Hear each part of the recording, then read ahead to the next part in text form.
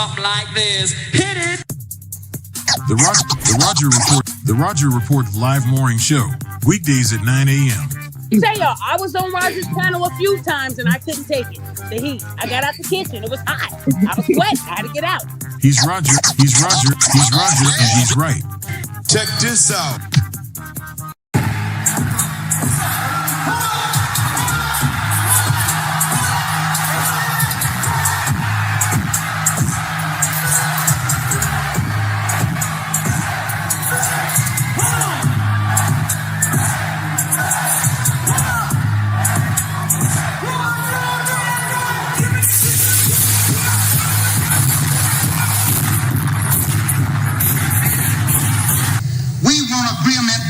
We can live or die. You choose. I have spoken to you a lot of times in hatred and anger, and you have not heard me. Well, you had better hear me today. If you won't listen to me when I make an appeal for the Negroes because you have no concern for the Negroes, listen to me when I make an appeal for America. You claim you love America. Well, we love America. But you are driving us back and you are making a Samson out of us, and we are going to pull down the pillars. And then you think we have no right to ask for something? Is it too much to ask you to grant us human dignity? Should we be put down and shot to death for this request? If so, you can aim your guns. What the hell do you think we care about dying if you're going to deny us the right to live?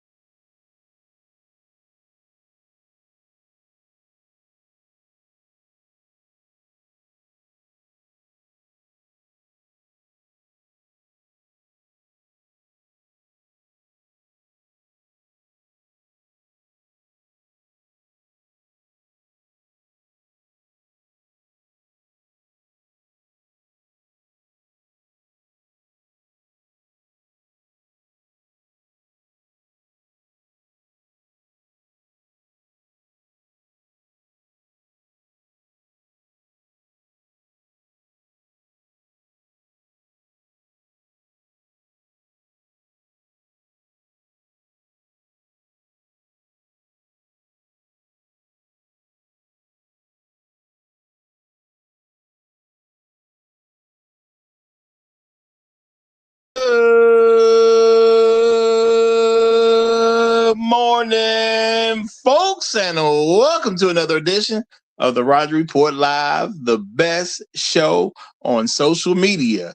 If you are new to the channel, go ahead and take a moment out to hit that like button, because this is where you're going to find the best content on social media. And you don't have to worry about it, because you're going to have me right here to make sure that happens. And if you've already been coming to the channel for a while, then go ahead, hit that like button, because you already know what time it is. And you know that this is where you're going to get the best content on social media. It's not a mystery to you at this point. You've seen other people do it.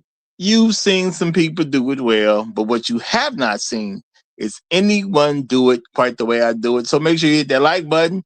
And everyone, yes, everyone, take a moment out to share the content, y'all. There are so many people who need to get great content like this, and it's just a small thing you can do to help the world be a better place. And isn't that what we want at the end of the day? Don't we want the world to be a better place? Of course we do. So share the content out. Share it through your social media, share it through word of mouth, or even text someone's phone. But do what you got to do to help spread the word. All right, folks, today we are doing another very interesting subject on the Roger Report Live, but that's what we do here. The interesting subjects. Today we're going to be dealing with rape accusations, which are good for wealth or imprisonment. Okay, yep, we're going to be dealing with rape accusations, good for wealth or imprisonment. All right. Now, before we get into this, let me say shout out to everybody who gives me views on a regular basis because you are much appreciated. Of course, the channel is built for people like you, the people we can call fam over here. So shout out to everybody who gives views on a regular basis. Shout out to all the people who leave comments after the stream because it does help the algorithm. You help grow the channel that way. So I definitely appreciate it. And I appreciate it big time. You are being a great support to the channel. Shout out to all the people who hit that like button. And a very important thing to do to continue to grow that algorithm and grow the channel. Much appreciated. Much appreciated. Shout out to everybody who hypes me up every chance that they get. Okay? Hype me up every chance you get is also a very important thing to do. And appreciate that. Definitely appreciate that. Okay? And that's real talk. You know, all that stuff makes a big difference, y'all. It all makes a big difference. So I appreciate all the folks who do that. Okay. And shout out to the people who go above and beyond the call of duty, the people who become financial contributors of the channel. Okay. Can't do it the same way without y'all. Can't do it the same way without y'all. So shout out to everyone who becomes a financial contributor of the channel. And as far as that is concerned, we got to say shout out to my main man, Detroit 313. He is the sponsor of today's stream. So shout out to Detroit 313. I appreciate you big time, brother. I appreciate the continued support. Thank you very much. Thank you very much. Detroit 313 is the sponsor of today's stream. Thank you very much, my brother. Thank you very much. Okay. And let me give a couple of shout outs to some of the first people to check in this morning because when you start a show, it's always great to see you got somebody chiming in when you're about to get started. But y'all know how it goes. Over here, there can only be one. And that one today is my main man, Trail Benny, who is what we like to call around here the Highlander of today's stream. Shout out to Trail Bentley. Shout out to Trail Bentley. He is the Highlander of today's stream. Appreciate you big time, my brother. And of course, he's representing like he always does. Hashtag long live the habitual last steppers. Hashtag Negroes in the wilderness. Hashtag dignity over vagina. Hashtag Al Gore's babies. Hashtag Hell Hydra. Shout out to you, my brother. Shout out to you. All right. And shout out to other folks who done chimed in. Good to see you, Floyd Thompson. He's in the building. Yay, yay. Glad to have you here, brother. Glad to have you here. We got Bruce Owen Wayne that pulled up a seat to the cool table. Glad to see you. Glad to see you. Afro Merchant is in the building. Great to have you, brother. Great to have you. Shout out to the Great Black Reset. What's going on, my brother? What's going on? Shout out to Bad Black Gamer as well. Great to see you. Great to see you. We got Capri 10 in the house. Good to have you here, brother. Good to have you here. Y'all, we going to deal with a heck of a subject matter today. And I did leave 2 links in the description where I may be referring to a little bit here and there. These are just 2 examples of a very huge problem that's going on amongst men. We got a very huge problem going on amongst men. All right. Now, I'm not going to say the word a bunch of times. We're not going to say the word rape a whole bunch of times, y'all. We're not going to do that today. I don't know if it's something real, but you know, people will be scared to say the word rape. I don't know if it's a big deal or not, but we're not going to say it a whole bunch of times. We're going to refer to it as sexual assault just to keep stuff cool, just to keep stuff in order. Okay. Just to not mess with something that don't need to be messed with, whatever the case is. So could be real, could not be real, but that's what we're going to deal with. So when we're saying sexual assault, we're really referring to rape, and that's going to be what today's show is going to be about. And, you know, I think this is an important show because at the end of the day, women make a lot of accusations claiming that someone assaulted them. Okay? I put two examples, or 2 stories that goes to examples of women who did this. You know, you got a woman who blamed the lacrosse team back in the day. Okay, I remember the story. I didn't remember it being a black woman who did it, but I do remember the story. But then again, do I remember anybody? Because a lot of times they had the women's identity, so I don't know if a black woman did it or not. Who accused the lacrosse team of getting down with her.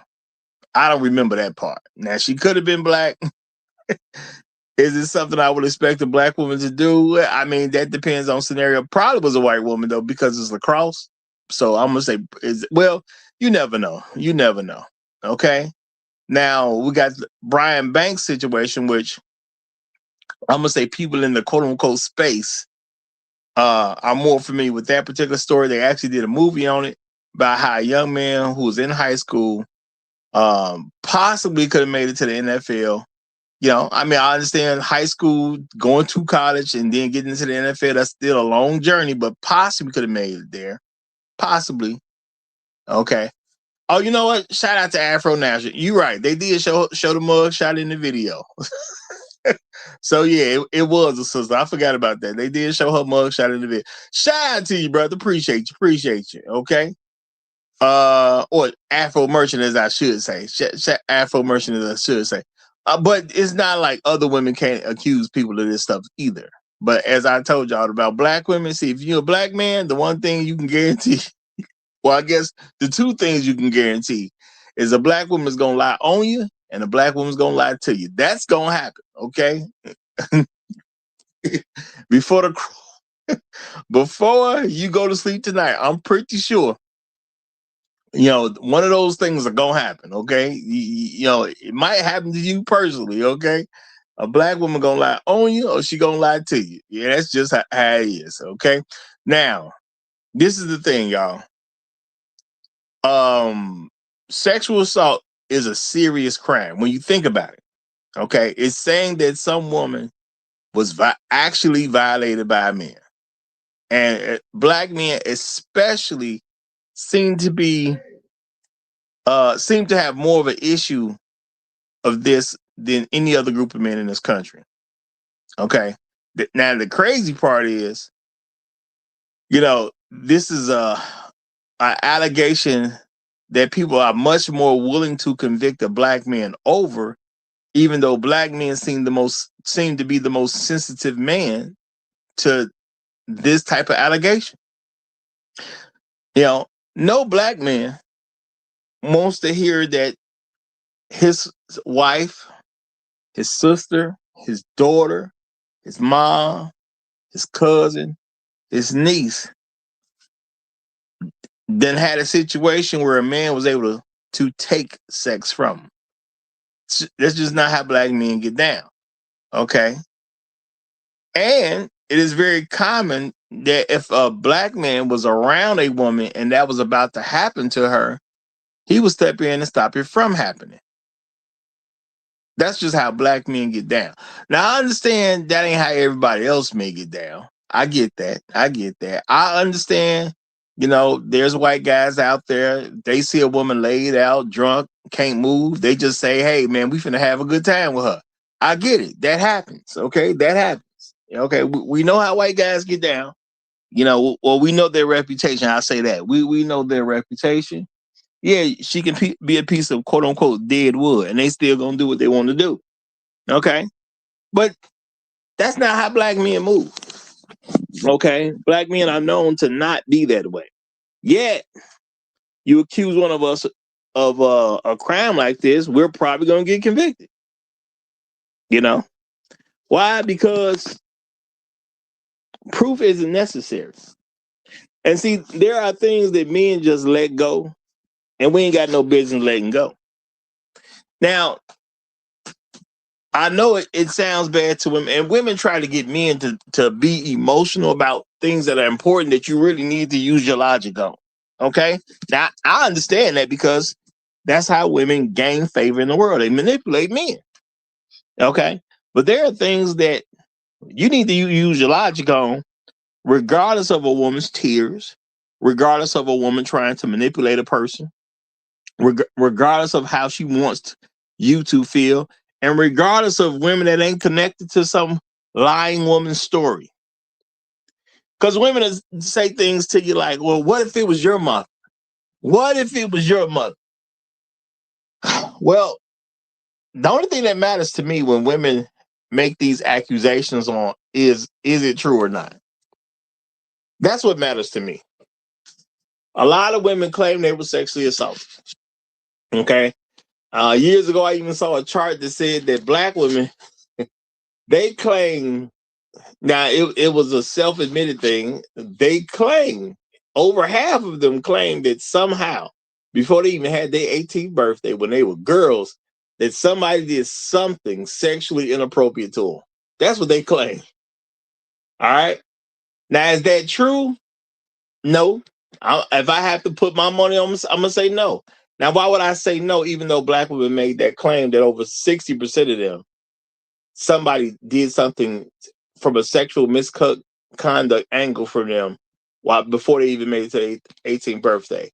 Because I'm gonna be realistic. If it is true, because I'm not gonna say there ain't no black girls who go after men that are older than them. You know, they go after men that are 18 or over, even though they're still a minor. And a lot of people don't understand the Romeo and Juliet law because, you know, it messed me up. I could have had a chick back in the day, but because I had my 18th birthday and she was still a minor, I thought I couldn't touch her. She was bad too. I'm salty about that. She was bad too, you know. But I let her go because I thought that because I was 18 and she hadn't had her 18th birthday yet, I couldn't touch her. Okay, that's what I thought. I didn't know about the Romeo and Juliet laws, okay? So I would have been good, but I didn't know I was going to be good. But I'm pretty sure there's a lot of women who've been in a situation where they've been, you know, 16, 17, and they mess with some guy who's 18, 19, 20, and they just say, well, you know, yeah, well, he shouldn't have touched me because he was 18 and I wasn't. I'm pretty sure a lot of that happens. And then there's a lot of women who they use sex to get stuff out of men who are older than them. Now, let's keep it real. There's 14, 15-year-old women out here who trying to get up with a guy who's 22, 23, 24. Okay, maybe even older. And they want to have sex with him so they can get stuff. They want to have sex with him so they can get shoes. They want to have sex with him so they can get coats, jackets, purses, new outfits. And some of them even just think they love this guy. Now, I'm not going to say some of it don't do it, quote unquote, pure of heart. It's some girls that just like some guy because he's an older guy and he look good to them. And they girls. And they just like him. It just is what it is, okay? So I'm not going to say some of them don't do it from a, quote unquote, pure of heart situation. But from a legal perspective, it's not allowed. Okay? It just is what it is. He happened to be 25. She happened to be 15. And she may just get butterflies in her stomach every time she see him. And you know, at the end of the day, she offers sex to him so much that he finally took it. Not saying he's supposed to take it from her, but he finally took it. Those things happen too. Okay. Shout out to Inspired Truth Broadcast. He said, and status too. Yep, status too. Okay. Sometimes it's about status. They want to be known as the girl who's with that guy. So I'm not saying these things cannot happen. But when you think about court, when you think about actually going through a process of a criminal charge,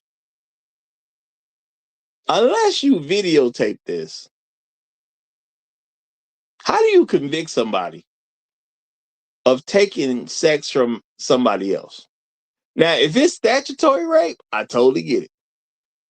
If you could say this person, if we could confirm this person had sex with another person on this particular date, well, once you know what the date is, you can confirm what their ages were at that particular date. I get that. Okay. And there's guys who are going to get caught up with statutory rape. I get that. You know, I don't know what to tell you. You shouldn't have did it. That's all I can say. Shouldn't have did it. Okay. And sometimes, even if the kids love each other, or you got a kid, but then the other one's technically he's a man because he's too old. Sometimes they love each other. Sometimes they really did want to get married, and then one of the parents found out, and then boom, now the guy's in jail. Okay. That's how it goes.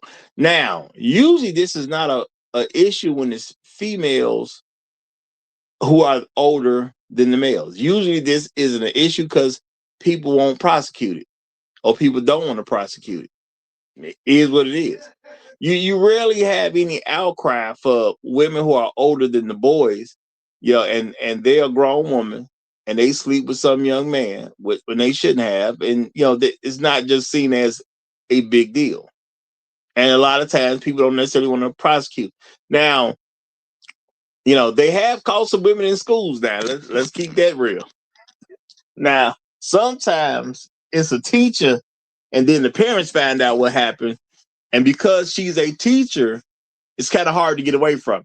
Okay, so if you happen to be a school teacher, well, yeah, you're gonna be one that probably gonna get thrown to the wolves. The school teachers, yeah, they probably gonna get prosecuted. The other women, not so much. But if you happen to be a school teacher at the time and you have sex with the student, I'm not saying it's gonna happen to them for sure. I'm gonna say it's a better chance of them being prosecuted at the time.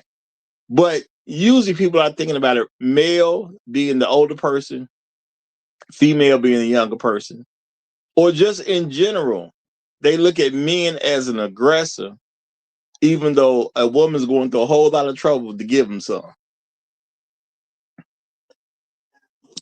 And this is where we know men can get real soft on crime.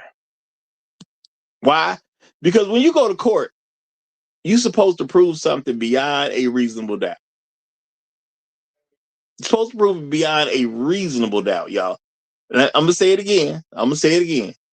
When you go to court, and you know what? Younger folk may not even really know this, because, a lot of stuff we used to learn in school ain't really being taught the way it used to be taught back in the day.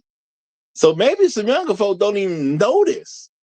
But when you go to trial for something, the accuser has a burden in the criminal trial to prove their case beyond a reasonable doubt. Okay? Beyond a reasonable doubt.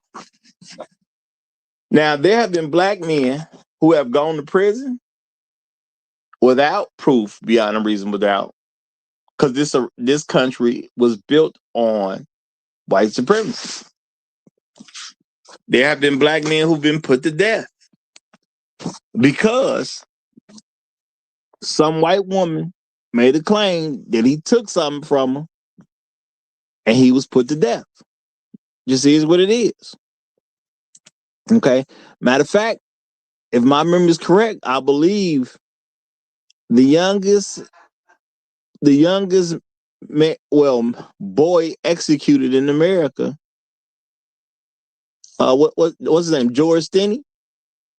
I believe he was executed over an accused rape charge.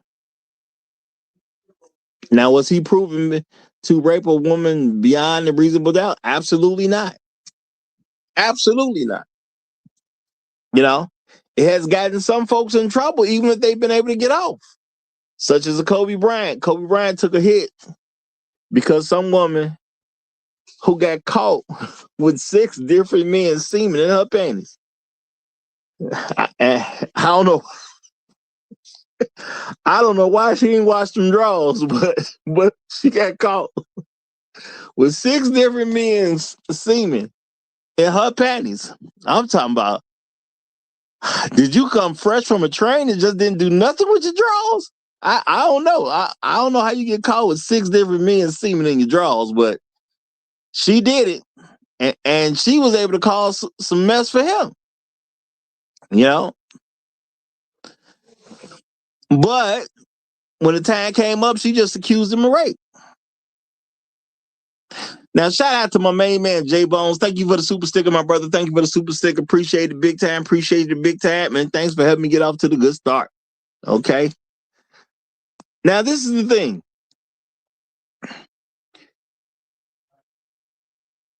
After a certain amount of time being in this country, y'all, as a black man, I think you should ask yourself, how does someone get a conviction when a woman claims, when she makes a claim that I was with some man, and we did have sex, but I did not give him permission? How did she get a conviction? because I want us to have a serious thought process about this. How do you take any woman serious? I mean, well, no, I ain't gonna say that because you should take them serious. You know, investigation purposes and things like that. A woman makes a claim that somebody took it from, it should be taken serious. But how do you prove in a courtroom beyond a reasonable doubt that any woman had sex taken from her? Now, I understand there will be some circumstances that will lean more to her favor. Let's say the woman is actually married at the time. Now, if she's married at the time and she's in a loving relationship with her husband, and she claims that some man that she does not know took it from her, I mean, that sounds tragic, but it sounds more believable than most scenarios that are brought up. Sounds more believable because she's in a happy marriage. Okay, she's only sleeping with her husband, and she comes in the house crying one day, you know, telling her husband that somebody took it from him. That sounds believable. Okay, from a husband's perspective, I can understand why a husband gonna believe that.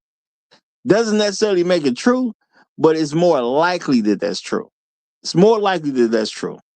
Okay, a woman coming in talking about he took it from me, but she's in a loving marriage. She comes in the house crying. Okay, still don't make it true, but I can understand that a little bit better. Okay, I can understand that a little bit better. Sounds more reasonable because she's a married woman. Now, let's just say you have a woman who just says, yeah, me and him was together that night, and when it all came down to it, he took it from me. Well, I mean, what does that mean? Because realistically, y'all, I gotta say, who am I to believe you? You just some random woman, okay? Why would I believe your word over somebody else's word? And see, this where things can start to get tough for some folks. Why would I believe your word over somebody else's word? What makes her word more solid than a man's word? If y'all say that y'all was together that night and y'all end up going back to somebody's room, somebody's apartment, somebody's house, whatever you want to say, if you were by yourself at any point, why would I believe you didn't go back there to have sex? Now, I'm just asking an honest question. If a woman goes off with a man by herself, it could be her house, it could be his house, it don't make no difference. They can be college kids, as they say. It could be his dorm room, it could be her dorm room. Whatever's going on. When you go into a house of any kind, you go into an apartment of any kind, you go to a dorm room of any kind, y'all are both adults. And y'all get down. Why would I believe that that was not your intention? Okay. Now, I'm not saying women can't do what they want to do. I'm not saying that. I believe women can go where they want to go and do as they please. If you're a woman, you're a woman. Okay. Kids have curfews, not adults. Okay. Kids have curfews, not adults. So if you're 18 and over and you want to stay out to 3 a.m, hey, that's your business. Okay. That is your business. If you want to meet some random guy, okay, and end up going back to his place, that's your business at the end of the day. And if you want to be over there to 3, 4, 5 in the morning, that's your business. But now, if y'all have a sexual encounter, why would I believe that that was not your purpose for being there? Y'all, as men, you got to ask yourself at some point, why does a woman want to be alone with a man? Unless you want to have sex with him.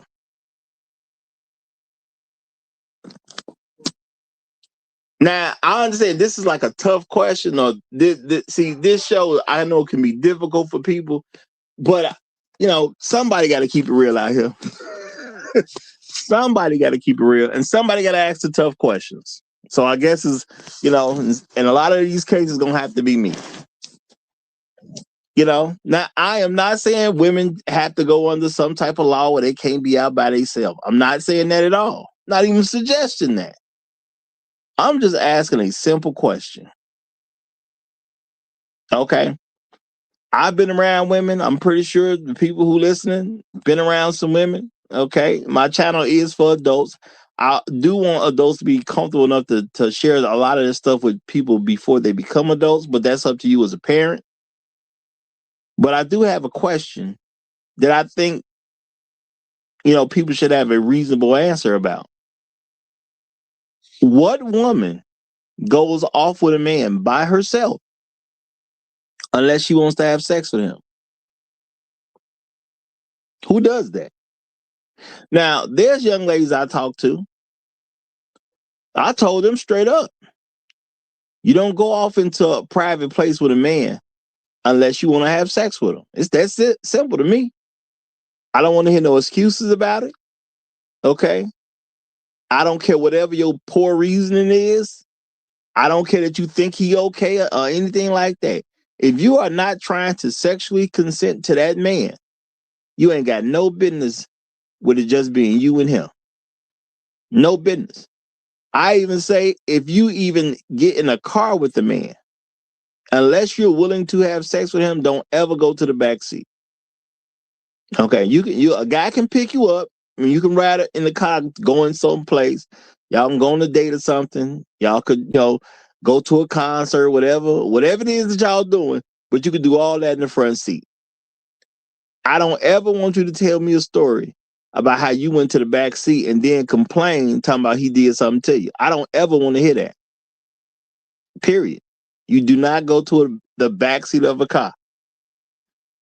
All right? And you don't go anywhere alone with him unless you are willing to have sex with him. Now, let's think about it. Am I saying women can't do what they want to do by saying that? No, I ain't saying that at all. I ain't say you can't go off with a man.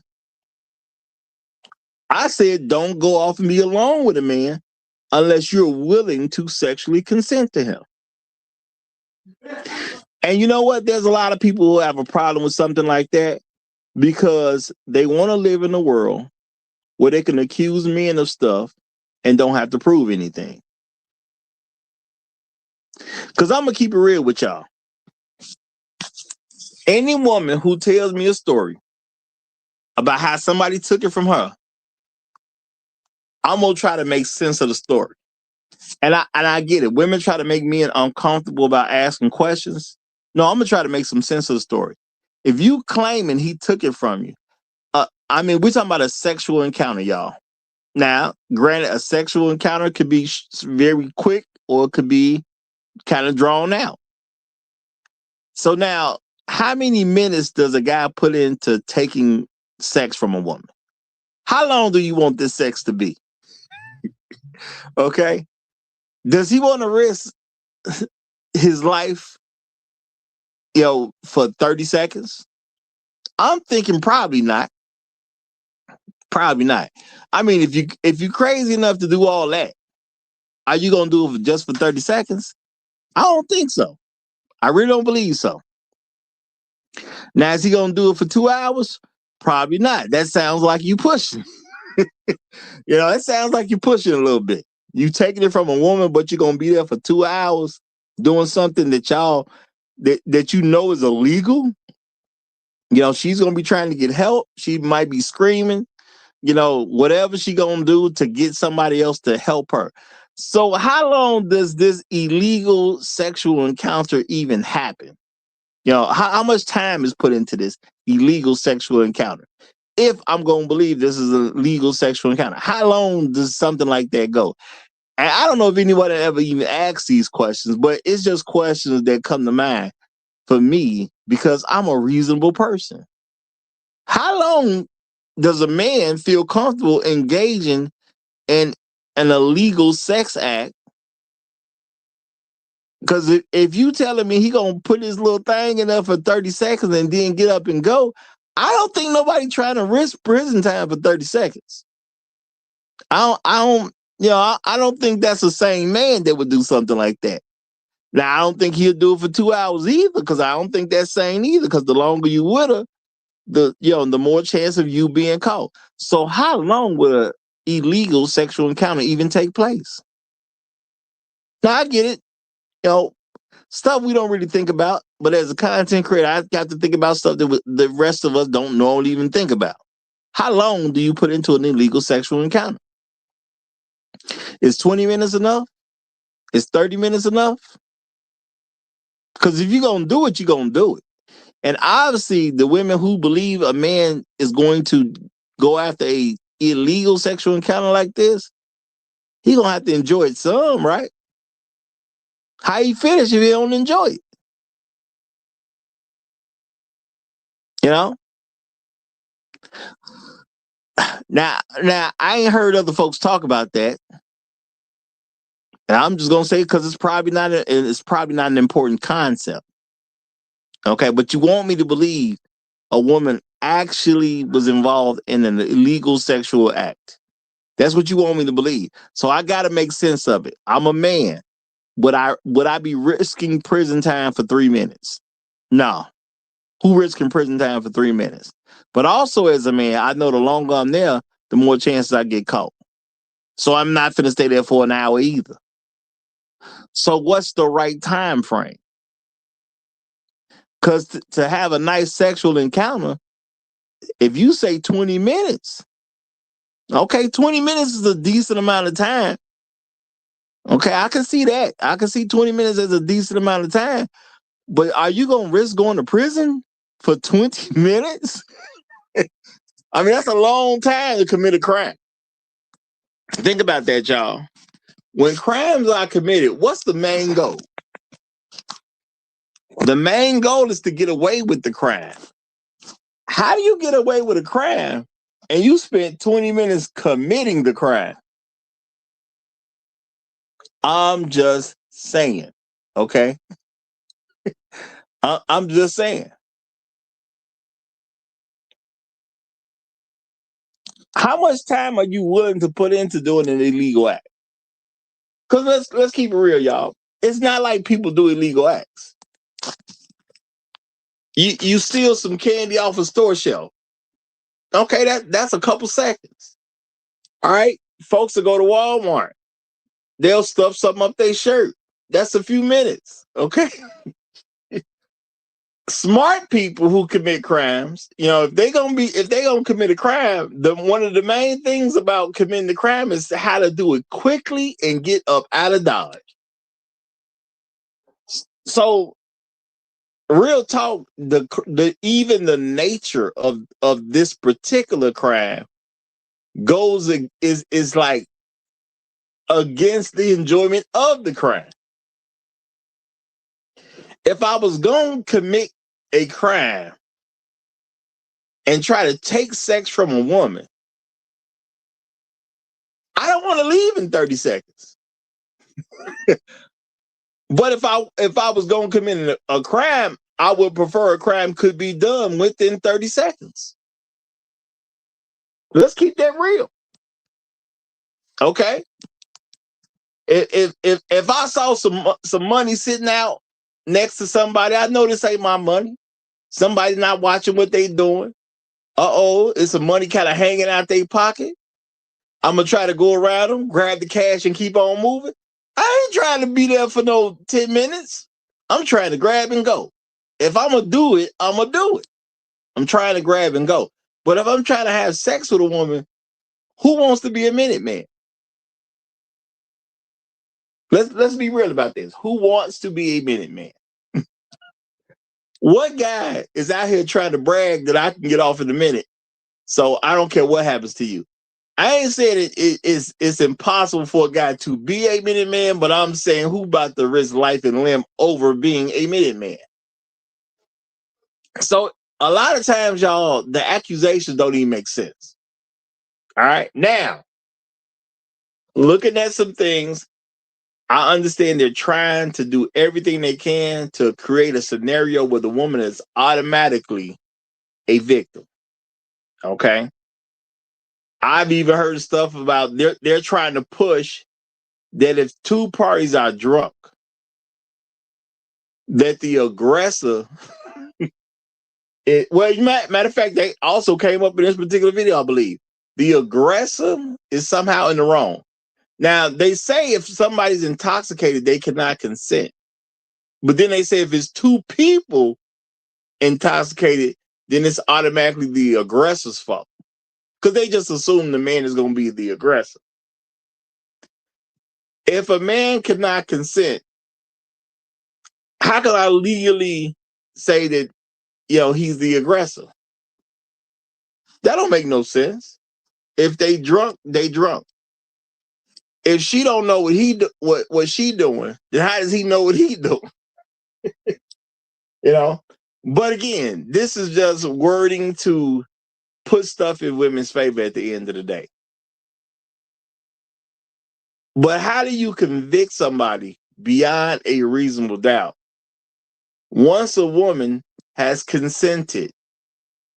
Because I'm not saying every woman consents, but if a man grabs you and he drags you into a room and you go into that room kicking and screaming, I don't think you consented. Okay? I don't think you consented. But if you go into that room with him by yourself and you lock that door, or he locks the door and you don't say nothing about it, it did sound like you consented. Now, some people are going to say, well, Roger, that's not true. Well, how do you know it's not true? How does a woman go into a room with a man and they lock the door? It's established that the door is locked. Whether she locked it or he locked it, and she does not protest to the door being locked. How is that not sexual consent?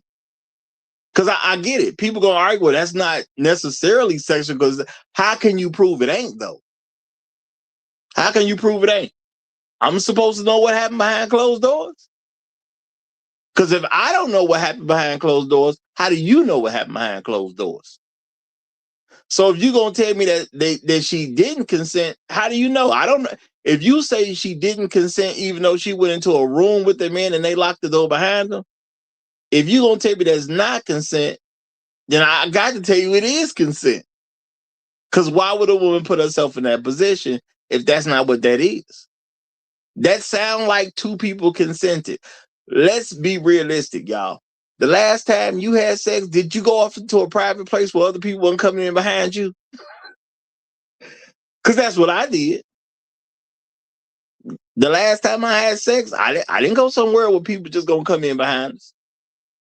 Okay.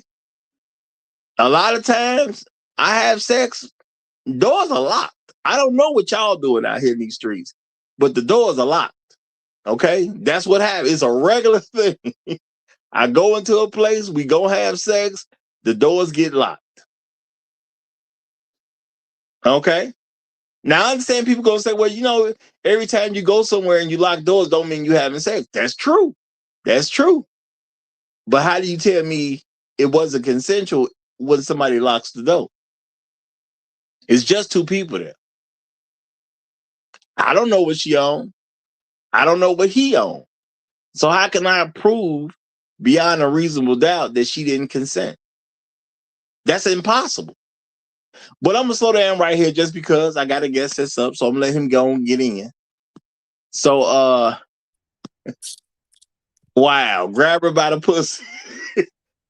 These names you use, brother, these names. But grab her by the pussy is here. So let's hear where he goes with this particular info.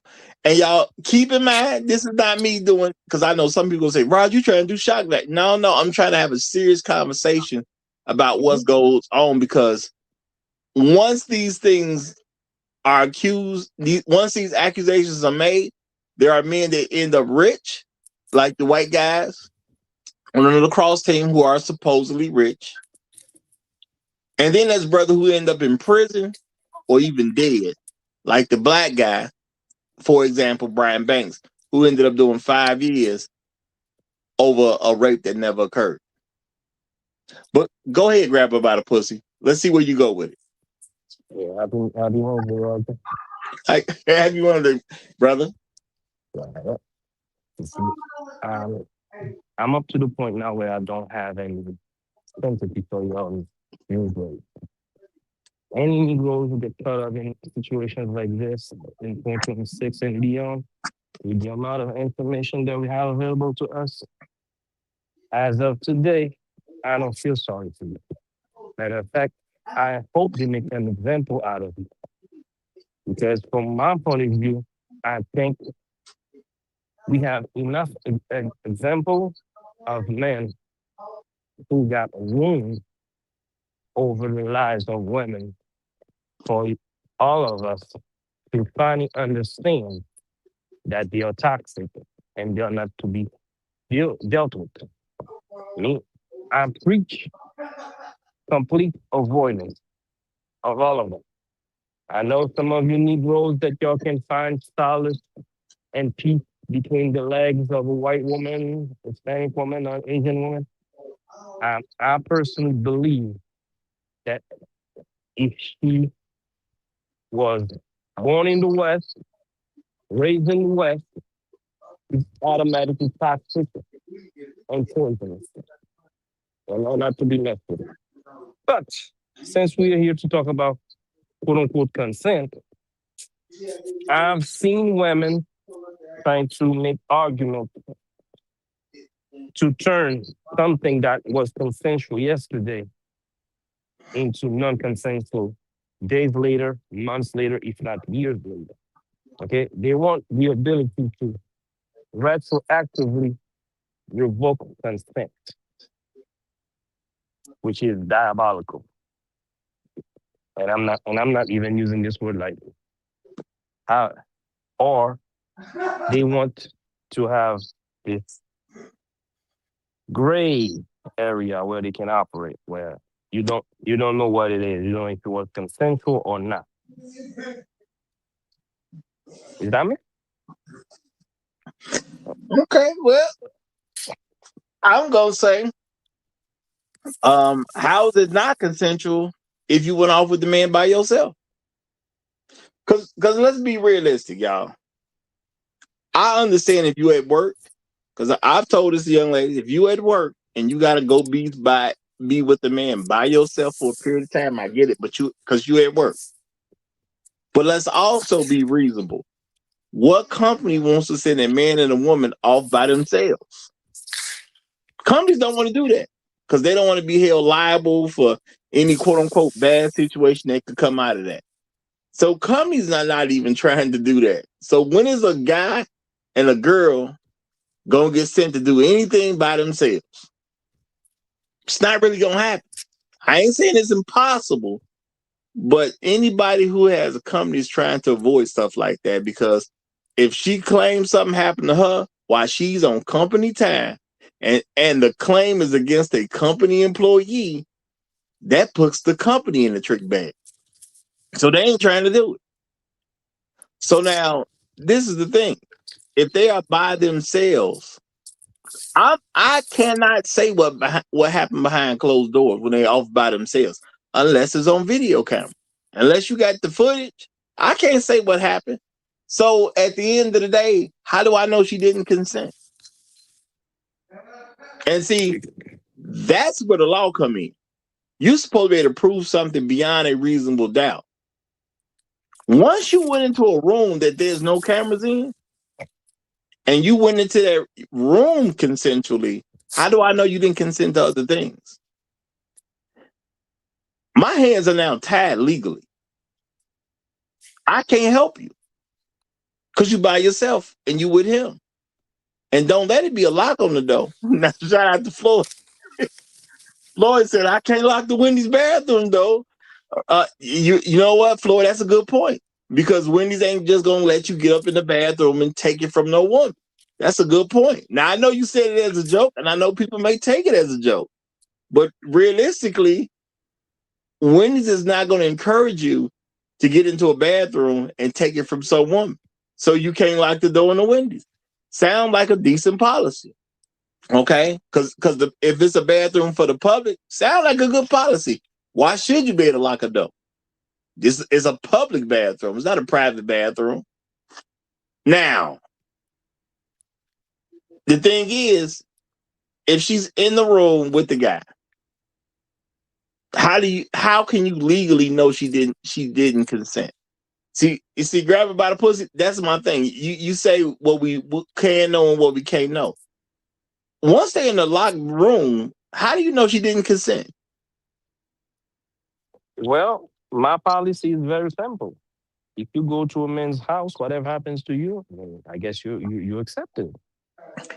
I'm up to the point where we need some Sharia law What applied to the hoes. Well, my thing is we not gonna have that. So I don't want to deal with that. I want to deal with this from a realistic place. And I'm asking a very serious question. If she goes into a room with a man by herself, how do you know she didn't consent?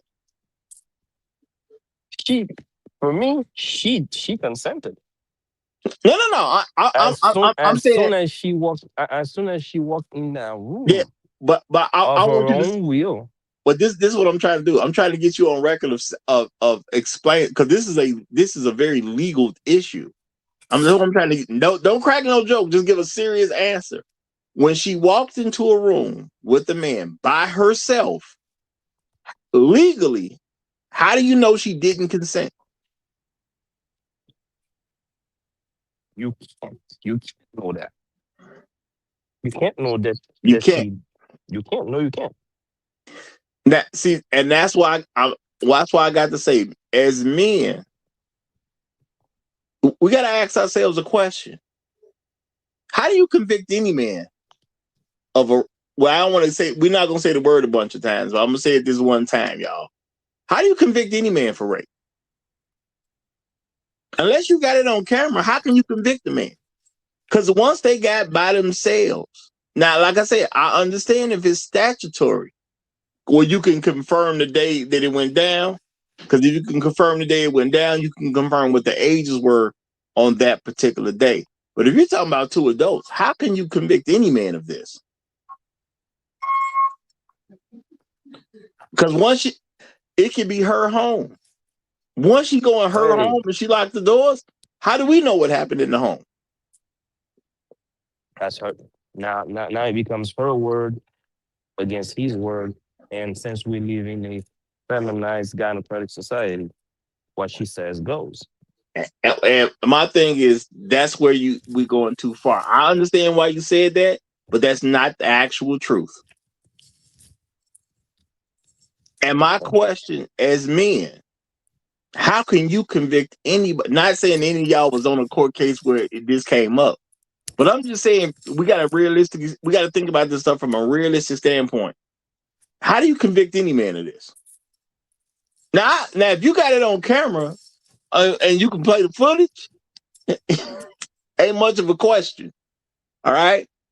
Or if you can at least show that a man picked you up and forced you into a house, forced you into some room, forced you into some car, where he could, quote unquote, have his way with you. See, now I got something to go off of. Okay. Now I got something that I can say, this reasonably sound like he took it. But when you go off with a man by yourself, as any adult woman in this country can do, okay, if she has the mental capacity to move around in this society as an adult,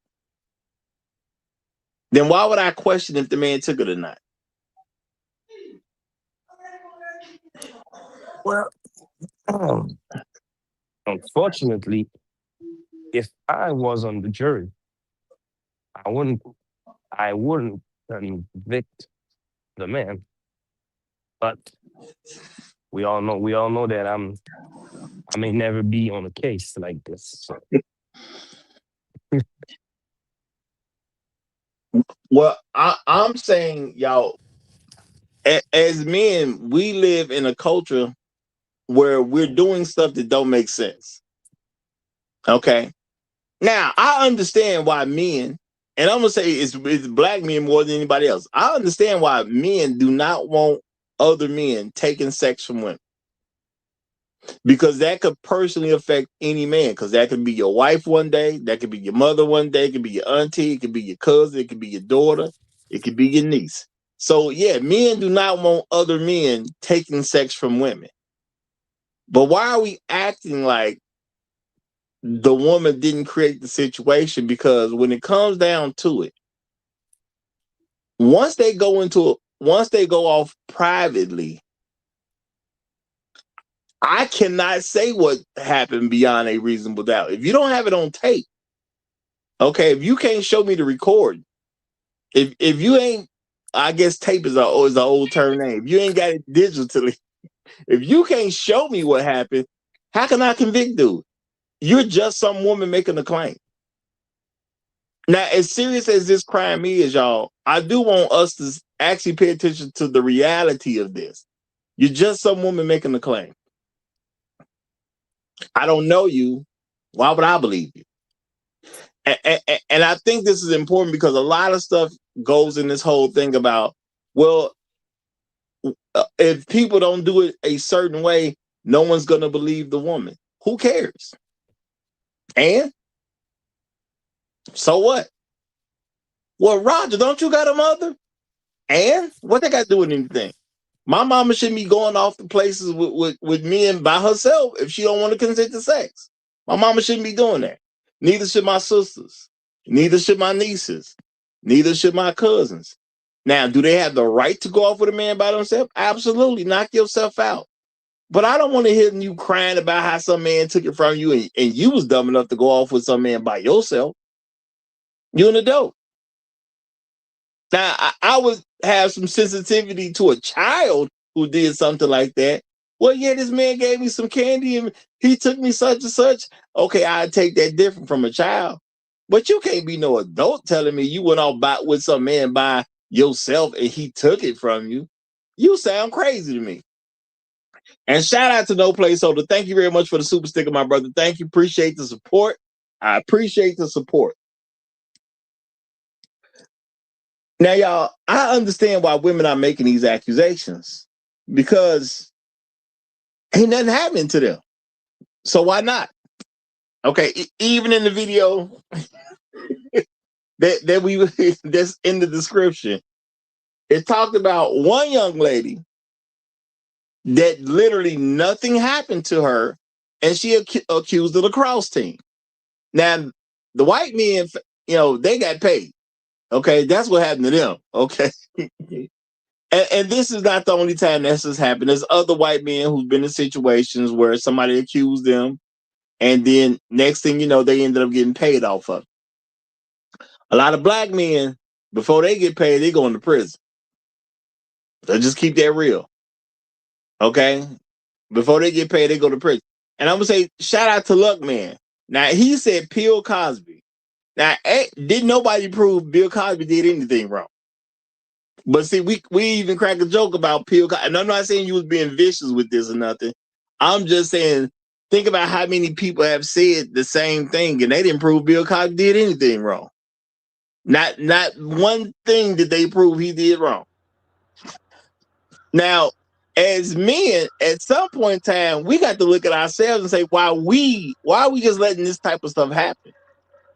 If you an adult woman and you go off with some adult man, I don't even want you to bother me claiming he took it from me. What you want me to do?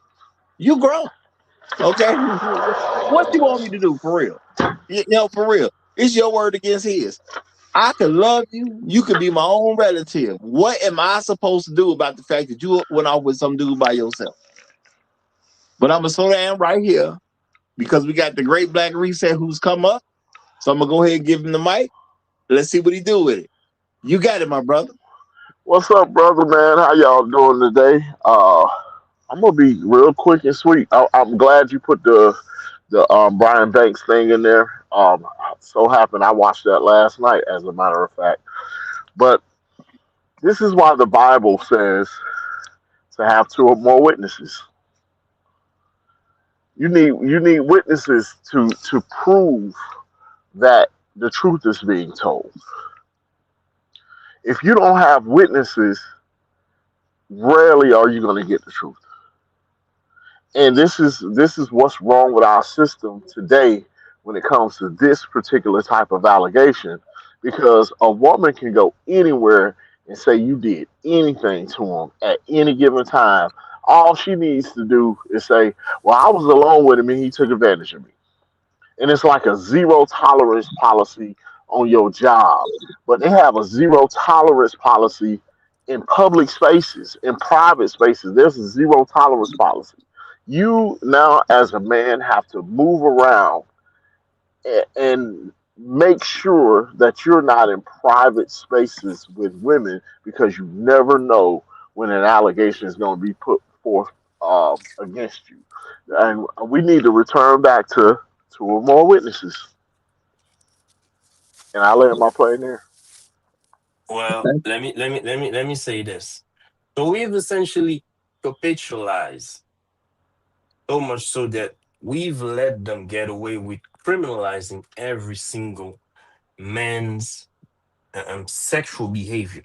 Now we are to the point where even approaching them or flirting with them is viewed as some sort of quote unquote sexual predatory behavior. Well, my thing is, as a man, what are you willing to accept? Because, see, for me, if you tell me a man and a woman was alone, and she says the man did anything wrong, I don't actually care. You shouldn't have been alone with him. See, that's where it is for me. What you let me want me let to me do? and let me tell you how far this is went to answer the emperor's question. In the United States today, your wife can claim that you raped her. What? No. You can say sexual assault. We can't talk like idiots though. And I'm I saying when said, we oh, say no, stuff, no. I I said heard grape. what you said. Fruit. I heard Okay, what you said, and I'm saying that's not allowed because it sounds stupid. okay, Okay, that's why okay. I'm saying you can You're, use sexual assault. I understand you're. people do that. I don't know if we even have to do that because I've never really researched it. But I that got just you. sounds stupid, so I'm not gonna allow it. That's Respect, all. respect, respect to the host. Your wife can bring a sexual assault case against you in America. Now, when are you not alone with your wife at home in the bed? Mm. You see Well, how that shout out. defeats the question that you asked? That's how silly our court system is when it comes to this issue. Shout out to all the political in America. Well, and that's why my thing is, as men, it's our job to be men. Mm. So if a woman tells me that she was alone with a guy, then ain't nothing she say gonna really matter at that point. She could say he did all kinds of sexual debauchery. Why would I care? Okay. And some people gonna say, well, you know, it's wrong if you don't believe women, or they're gonna say you're taking the man's side. I don't have to take anybody's side. You a liar, and the dude you went into the room with a liar too. Both of y'all liars. Now what? So you gonna try to make me pick between two liars? No, I ain't picking. I don't even care what happened. Now, I do think a lot of men have been mentally compromised because they make such a big thing out of, well, we don't want to have a position where women can't come and tell because men don't believe them. Man, that's life. That's tough. If you want to tell your story, you tell your story. How about you tell a believable story? How about that? Why I I have gotta a de- believe you when you can't give me a believable story? I have a default setting with women when it comes to any type of allegation, whether it's um, a fight or whatever. I don't care what it is. Anytime a woman comes to me and says, "I was with this man, and it was me and this man, and this happened," I always ask them, "What did you do to that man?"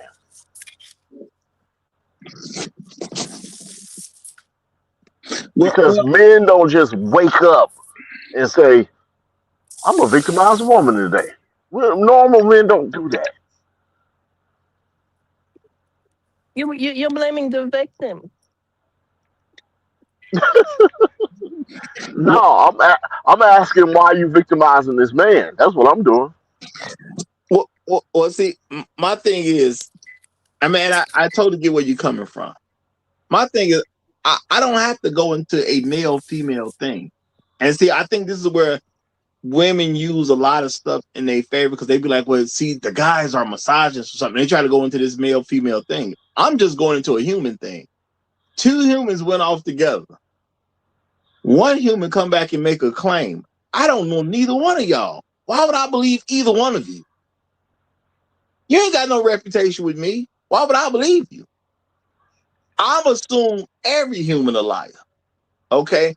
Now, well, let me say that a little bit different. I'm gonna assume every human gonna lie at some point. Everybody's not a liar because a liar implies you do it on a regular basis. But every human lies at some point. So why am I gonna believe some person I don't know telling me about somebody else I don't know? Why would I believe either one of you? Okay? Unless you can show me evidence to corroborate your story.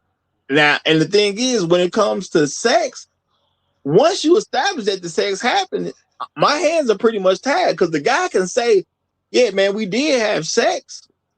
And what am I supposed to do for you at that point?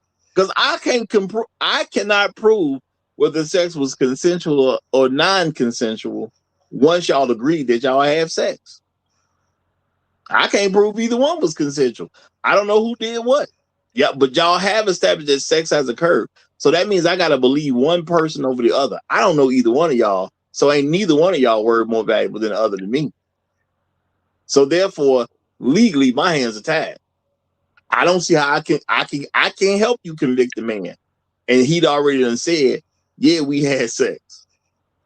I'm pretty much done at that point. Okay. What evidence can you present to me that's going to prove that he's wrong and she's right once they both establish that they have sex? I don't get it. But see, that's me just being a man. I ain't buying into people's nonsense. I want to, you're going to accuse somebody, give me the proof. But we got two new guests that done come up. So I'm going to let them have it. Usual business, you got it. And then we'll have Bad Black Gamer right after you. Go ahead, usual business. Hello to Roger and to the panel. It's kind of odd though. Basically, the situation I'm basically is hearing you describe is,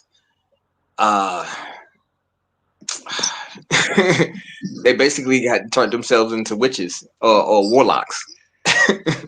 They put themselves into a scenario where women have to scream warlock and you just go to jail.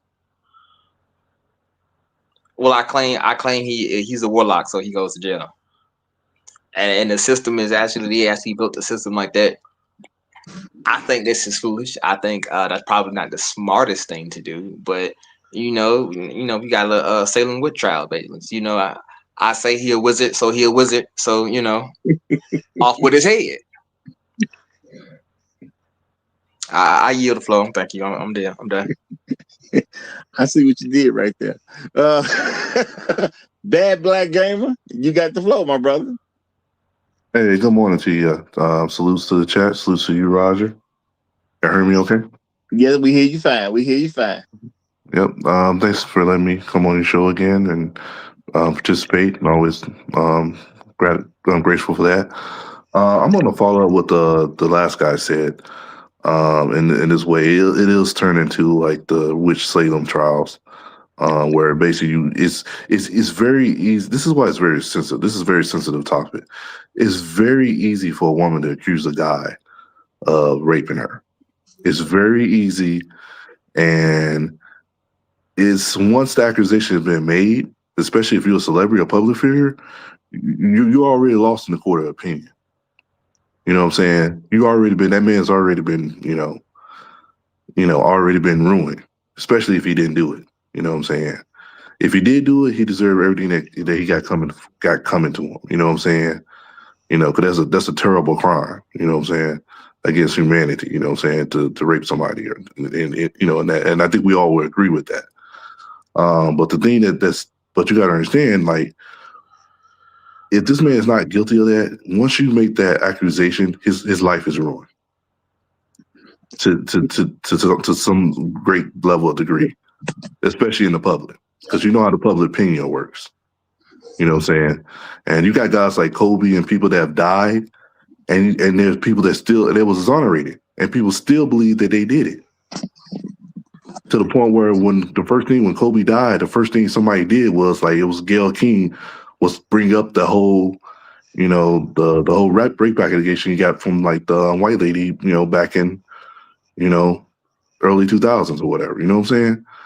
So this is one of those things that you really need to treat very sensitive, and that we need to come up with a way to punish people so that they can't make false claims, because this does serious damage, especially if you're a public figure. You know what I'm saying?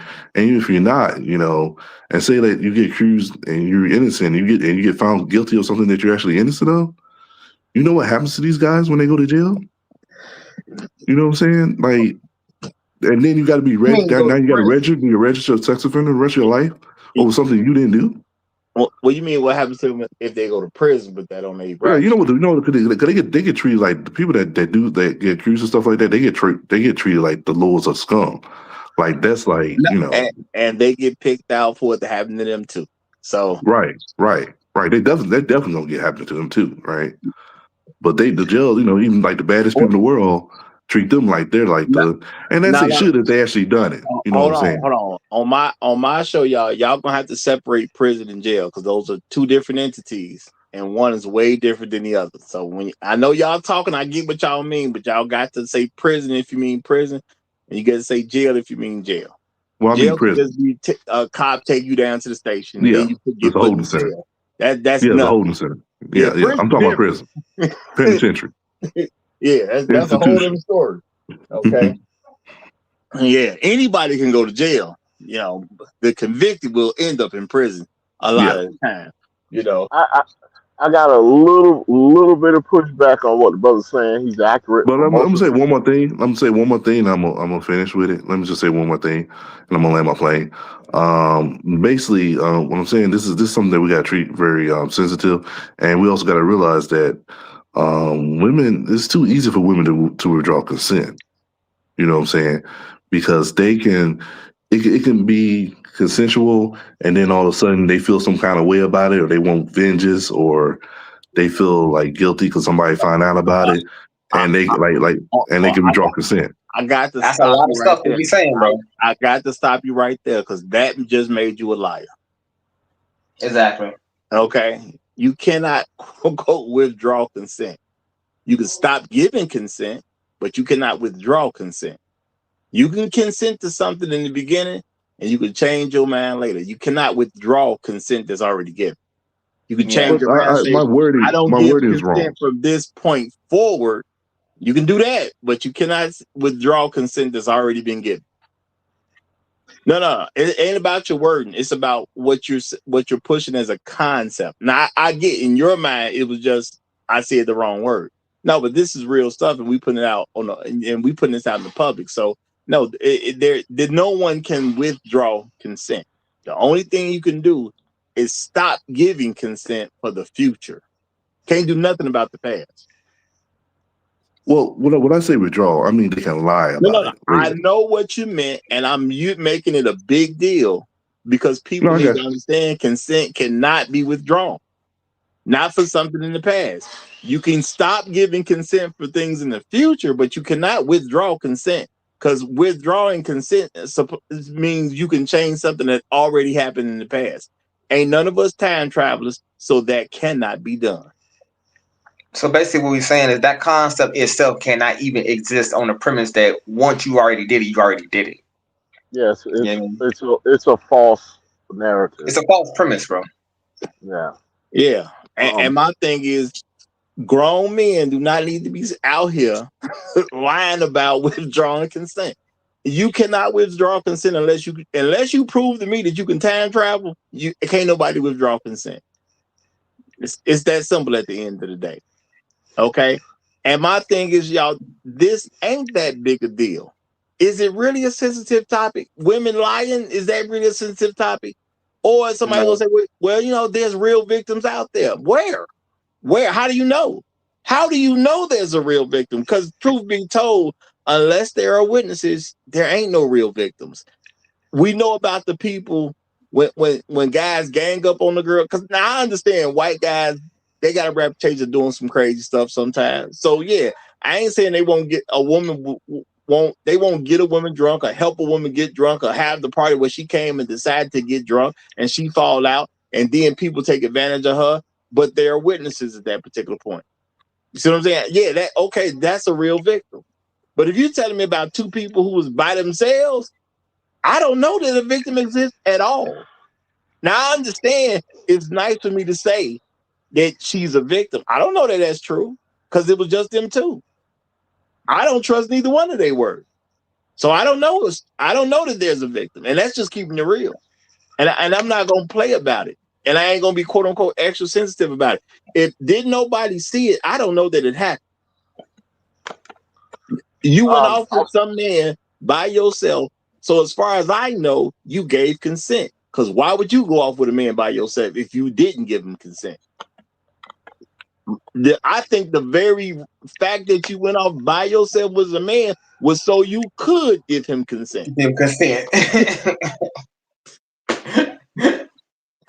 ahead and say what you was gonna say real quick, Great Black Reset. Then I'm gonna get Black Rule in because he done came up. Okay.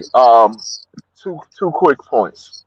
It's far more devastating for the regular man to go through these accusations than it is for a public figure. Public figures usually are wealthy men, and they're able to have a relatively normal life, their normal lives after the fact, versus regular people. Regular people's lives in the community, trying to get a job and all this kind of stuff is devastating. Second point, and I'll be quick on this. I was a corrections officer for the state of Florida in close custody prisons for 6 years. Brother, celebrities do not get victimized in prison. I seen it with my own two eyes. I saw a running back from the Miami Dolphins come into my prison for sexual assault. That man was worshipped in prison, and everybody knew what he was in there for. Nothing never happened to him. I definitely can believe that, but I'm gonna say the bad part of that is if I get accused of something like that, end up in prison, I got to be good enough to play for the Miami Dolphins for me to be okay. That's a high standard. Well, you got to be Mike Tyson. The point is consistent. The guys, even if they're convicted, that are celebrities, nothing happens to them in prison. It's far worse for a common man to be accused or convicted of the same thing, whether it's just in the public eye, because once you're accused, your whole community will never stop believing that, even if you've never went to court. Your family will never stop believing that. I totally get what you're saying, but I'm just trying to make the point that in order for me to be okay, I have to be at the standard that I can be a famous football player or a famous boxer. That somebody I got to be famous in general for doing something that people love. That's an extremely high standard on a man. I'm just making that point. I got to be a Miami Dolphin so I don't be. That's crazy work at the end of the day. That's crazy work. That is the reality of it. That is the real reality of it. But, I'm done. All right, Black Rule, you have the floor, my brother. Yeah, thanks for having me, Roger. I hope you're doing well. I hope the folks in the public chat are doing well. I was listening to, we talked about this subject, over the years. And, as I was listening to you all speak, I was kind of thinking sort of solutions. One of the things that has been alluded to the possibility of doing, but, nobody's ever really taken the leadership, I guess, position with it, is the possibility of a creation of a registry of some sort of false accusers. Now, you know, Mm. if you're going to do that, you have to have some parameters around what would sort of make that registry that would be safe legally, I guess, to do.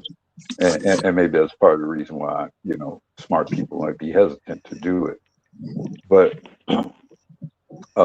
in terms of sort of going forward and protecting young men going forward, we do need to think about, you know, what would be some of the ways in which you'd be able to do that. And I think, to me, that would be one of the things you would do to try to limit the frequency of that sort of thing occurring, and and scaring off those who would frivolously make the claims.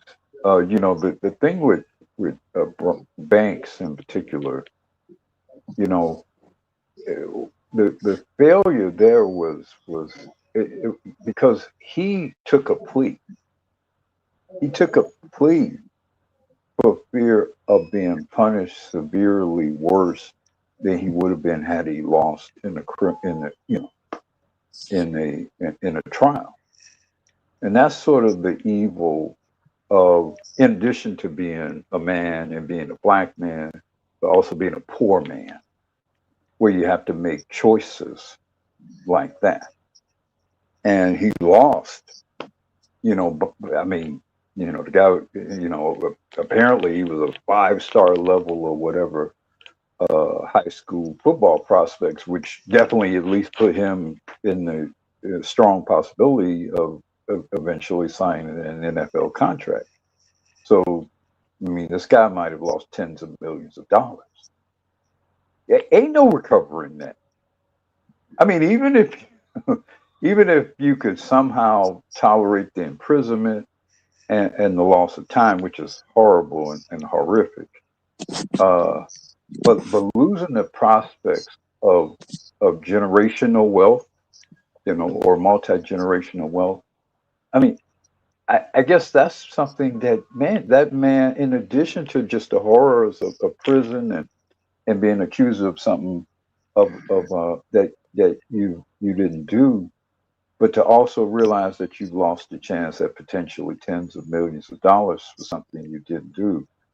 I mean, God help that man, you know, and there's no getting that back, and there's no punishing her in any sort of way in which you can get that back. It's every time that the banks thing comes up, I just almost want to look away. Well, you know, you make a good point, and I'm gonna say, now I don't know what the situation is now, like if he got kids or anything, but let's say he do have some kids. Now he could have potentially had them kids going to some of the best schools in the country. Probably won't get to do that now. You know, the opportunity cost that he's lost as well is amazing. You know, maybe he would have had some folks that was able to go to Harvard. You know, maybe become a doctor with a Harvard degree. You know, maybe become a lawyer with a Harvard degree. Yeah, it'd be tough for him to do it now, though. Be tough for him to do it now. So a lot of stuff gets lost in the wind that isn't really paid attention to. And I'm gonna say, y'all, as men, I understand like kind of where y'all coming from, because y'all talking about how a man's life can get ruined. I'm gonna say, when we gonna stop letting this be the case? Because I'm gonna tell you right now, y'all, I firmly stand on the fact that if she went off with him by himself, I don't care. I'm not looking at no man no kind of way because some woman went off by herself with him. My perspective is she did that so she can consent. Because I'm just trying to be a realistic person. What happens when I take women off by themselves? That's when they consent to sex. They usually don't consent to sex in the middle of the dance floor. Now I'm trying to be real about this, y'all. When women consent to sex with you, where are you usually? Are you usually by yourself, or you usually in the middle of a party? Are you at Thanksgiving dinner and the woman saying, "Hey, let's go have sex at the table in front of friends and family"? Is that what's going down? Because usually, I'm gonna say in my world, usually she's consenting to sex when we by ourselves.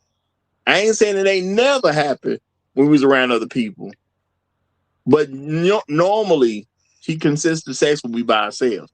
That's why she wants to be alone with me, so she can consent to sex.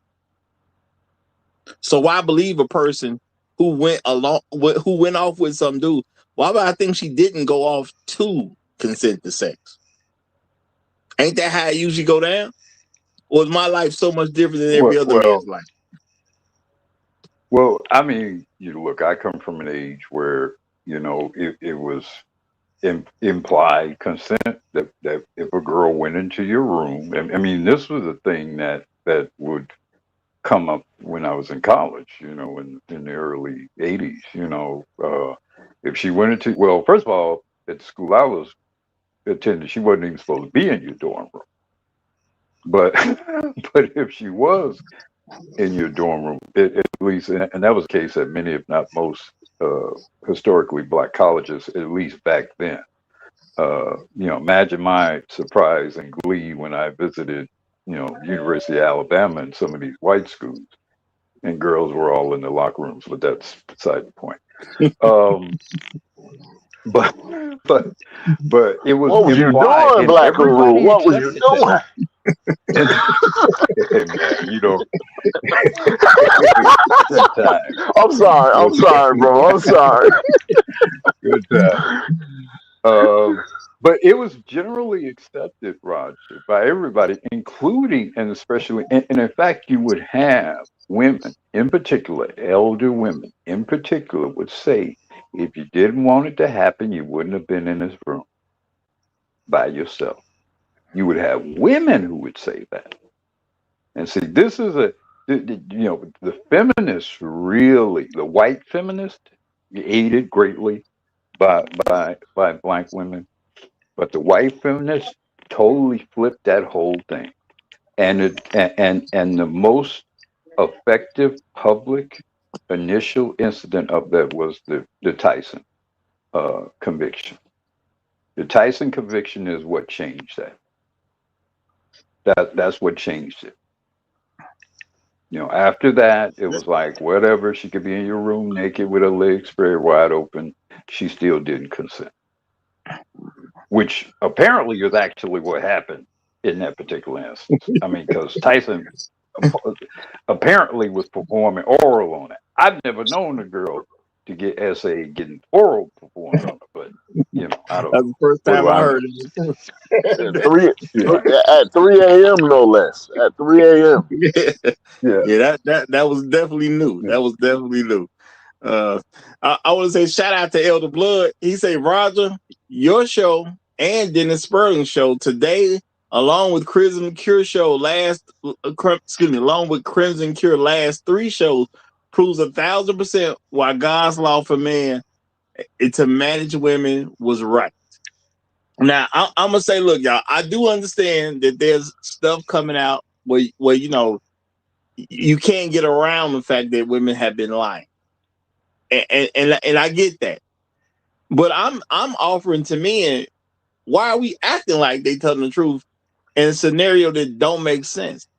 Inside of a court, you're supposed to prove your accusation against the defendant beyond a reasonable doubt. Now, I understand a lot of people got convicted. A lot of black men got convicted back in the day simply because of racism. Just is what it is. It doesn't make a difference what got presented. They was going to prison because they was niggas. Because that's how white people saw them.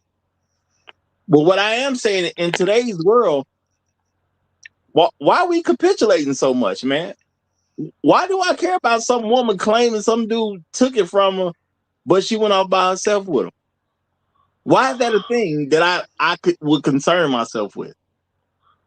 This is well, I'm just saying, at some point in time, at some point in time, we as men, we got to stop allowing the nonsense to be seen as okay. Every time somebody tries to present to me that a woman can go be alone with a man, and I have to act like I gotta believe her, I say no. I don't care what's going on. If she didn't want nothing to happen, she shouldn't have went off by herself. Because again, in my real life, usually we go off by ourselves, me and the woman, so she can consent. That's the purpose of going off to be by yourself, so she can consent to sex. So why am I supposed to believe that ain't what other women are doing with other men? And if that's not what's going on, how come I don't see sexual consent? I don't normally see public sexual consent. So that mine happens basically in private. I don't see other people's sexual consent happening in front of me in the public situation. So why would I not assume the sexual consent ain't happening in private with them too? See, you start putting too much together. I mean, 2 + 2 gonna equal 4. I don't care what nobody say. 2 + 2 gonna equal 4. I ain't never seen some woman be at the dinner table and consent to sex to a man. I ain't never seen it one time. So I think they doing it in private too. Just like when I'm around women, when they consent to sex with me, they do it in private. So since I'm not seeing all this public sexual consent going on, sounds as a reasonable man, I think it's happening in private. And since it's happening in private, why would I believe she didn't consent and they was in private? I think we need to institute a law, especially in at workplaces, where you can put a sign on your door. If you close this door and it's me and you in here only, you have consented to sexual activity. Wait, you That's said it. workplace? You in the workplace, you should be Hey, able to that's a put a bold one. sign on the door. That's bold. If you close this door and there's only 2 people in here, What the hell? you have consented to sexual activity. Hey, meet me in room 32. So let me ask you a question. What if it's 2 guys? Oh, bro. Let's not go there, man. Come on, it's early. Listen. I ain't telling nobody how to do nothing. I ain't saying what you got to do behind the door. All I'm saying is, if it's me and you, there will be no sexual assault claim because you consented when you closed the door. That's it. See, you don't put no sex on it, so can't nobody get you. Tyler Perry can't get you. Nobody can't get you. Nobody. Okay. Man. Now I don't know if it's gonna be seen as appropriate to do for people in the workplace, but I wouldn't be against it. Yeah, and that's just real talk. I just wouldn't be against that because at the end of the day, everything needs to be clear, especially at work. Now I'm gonna say shout out to Sarah. Sarah B says 100 closed door equal consent. Otherwise, why give people a spoon to stir the pot even if everyone was behaving themselves? Well, I think Sarah makes a good point. Now I'm gonna say this for me personally. that was the. Go ahead. Yeah, that. See, if you want women to be hoes without the consequence of being hoes, that's what you do. Because basically, what you do, and particularly if you want to put women in a position to be able to, at the convenience of their convenience and the convenience of the state, that's what you do. You compromise the ability of rational people to draw rational conclusions. So you institute this whole, well, no, just because she's in your room at 3 a.m. don't mean it's consent. Just because she's naked, undercover in your bed with rose petals, all around her ass, don't mean it's consent. You do all that because you want the women to be hoes without the full cost, burden, and consequence of being hoes. And you do it because you want to be able to, you want them to be free consumers and be able to just do what the hell they want to do because when they do, they spend a lot of money. And also you can use them to control, extort, and when necessary, destroy the men, which kind of was touched on in both of the videos that Roger featured. So that's why you remove the closed door policy that the lady Bring back in reset. the prior comment.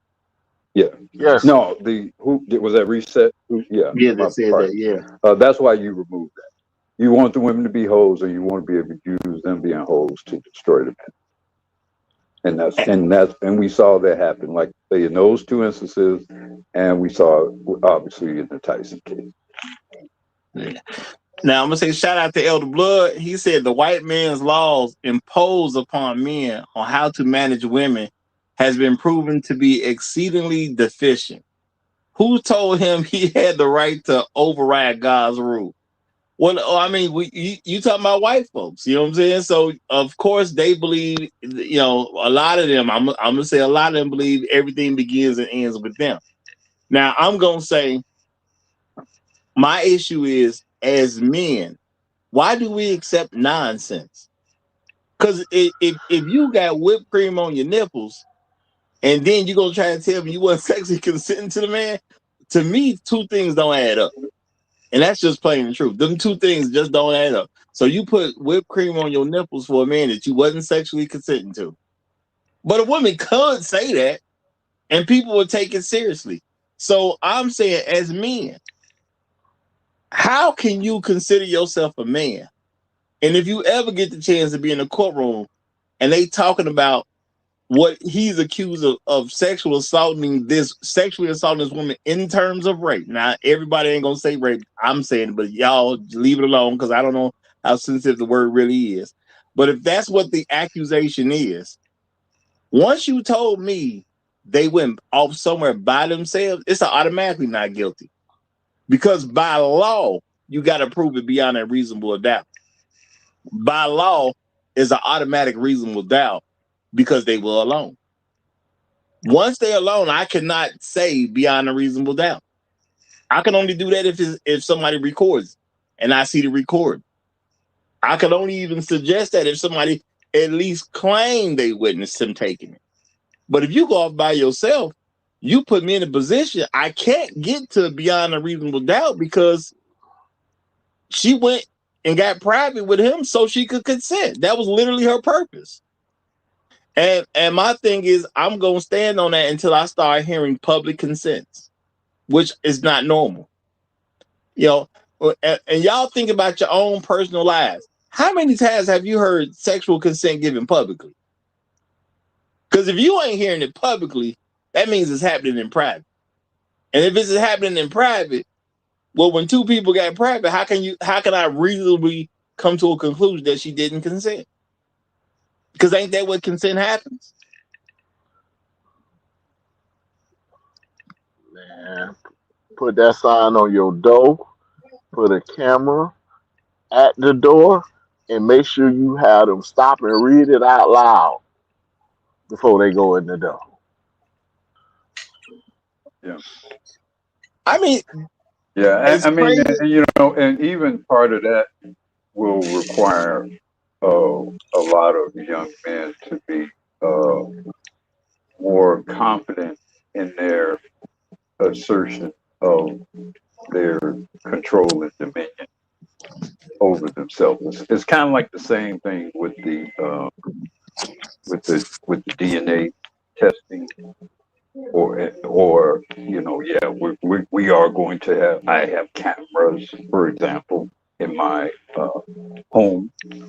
You know, and now depending on what state you have what state you're in, you have to maybe formally present that. Some states require that, maybe some states don't. You know, I mean, you know, like I said, maybe consult your local or your state law or attorney or whatever. But a lot of these things of asserting your personal sovereignty, men are going to have to start training themselves to do in advance, and ideally, they will train younger men and boys. Because again, like most things, the earlier you start to communicate this thing to boys, the much more confidently and prepared they are to assert their sovereignty. And I'm gonna say I think something that really needs to be communicated to boys is that if she went off by herself, she consented. What? Well, no, I ain't gonna say that. If she went off by herself with a man, then you cannot determine she didn't consent. You just don't have that ability, and that's real talk. You know, I get because of how feminism has been, and everybody's on defense. I'm saying play some offense. You can't prove you didn't consent if you went off by yourself with them. I'm saying be offensive. Defense is good. Defense wins championships, but you still need some offense. Okay? If you went off with any man by yourself, you could not, as a woman, prove to me that you did not consent, which means legally you already allow reasonable doubt. So I don't even know why we even having a trial. Because there's no way I can convict the man now.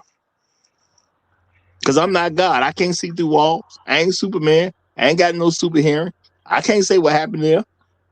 All I know is you went off as two individuals to be by yourself, and women like to consent in private. So why would I think why am I going to believe you went and got in private with him? You went, got in private so you can consent to sex. That's a reasonable conclusion to me because, again, there is no public consent that we can see on any regular basis. I ain't saying ain't nobody ever seen somebody publicly sexually consent, but is it normal? Maybe you did see somebody do it. Maybe somebody was super drunk and they did it in front of everybody at the party, but that's not something you normally see. Now, shout out to Elder Blood. He said, think of it this way. God gave the black man a robot, black women, and he gave black men an instruction manual. Then white men imposed his own instruction manual on black men for black women. Well, Elder Blood, that's why I'm saying that it's about our mentality, period. How do I convict a man if she's accusing him of taking it from her and they was by themselves? How do I convict him? I'm not a God. I cannot be omnipresent. I don't know her. I don't know him. How about neither one of them telling the truth? I ain't got to believe neither one of their story.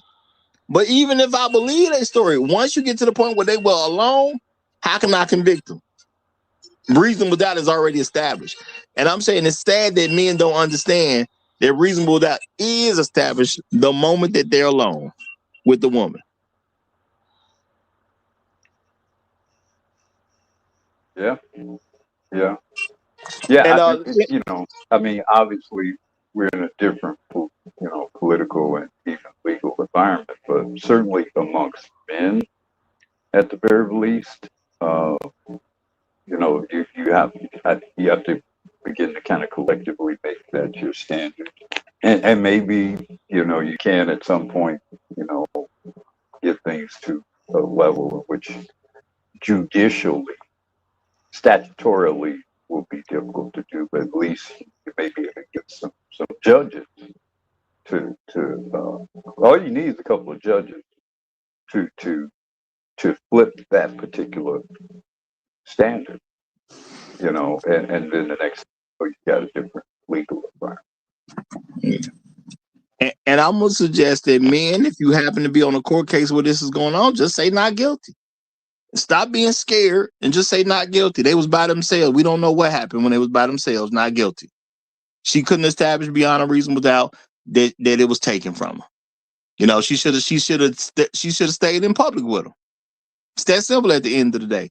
But I mean, if you want society to treat you as men, we gotta act like men too. Now I'm gonna give it over to Inspired Truth Broadcast since he's here. You got the flow, my brother. All right. Am I coming in clear? Can you hear me? Yes, sir. Excellent. Shout out to you, Rod. Shout out to the panel, and shout out to everybody in the chat. So yesterday was my birthday. I'm on a good conversation today. It's a good day. Let's roll with this. I got 3 points here. Hopefully I can get to them all in this 2 minutes.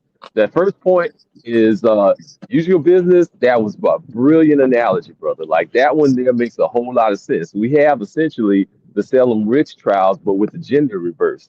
So what we have here is like where oh, okay, well, I can say that you're a witch because I say that you're a witch, and I'm gonna dunk you in this water. And if you drown, then you go with God, and if not, then you must be a witch. And that's what we have on that side of the fence. Yeah, On yeah, the, Hey, smart people can see it, man. That's a good one. Now, the second thing that we have here is we have a dynamic where things have gotten like past and beyond freaky and into the downright dangerous territory. Like there's a whole lot of women that really do like have like their arms bent backwards, get choked the whole 9 yards, and that whole thing does get rather perilous when you have the perspective of they can say anything after the fact. And I know you didn't like the idea earlier when we were talking about like rejecting or withdrawing consent, but that really I have too many lawyers and too many law enforcement people in my life to just say that that isn't really a thing. You could be mid pump and they say no, stop, or whatever, and you got to stop. It is what it is on that.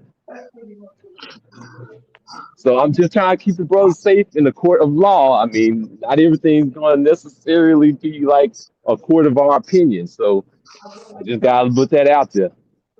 Well, I'm gonna do some clarification. You cannot withdraw consent. That is impossible.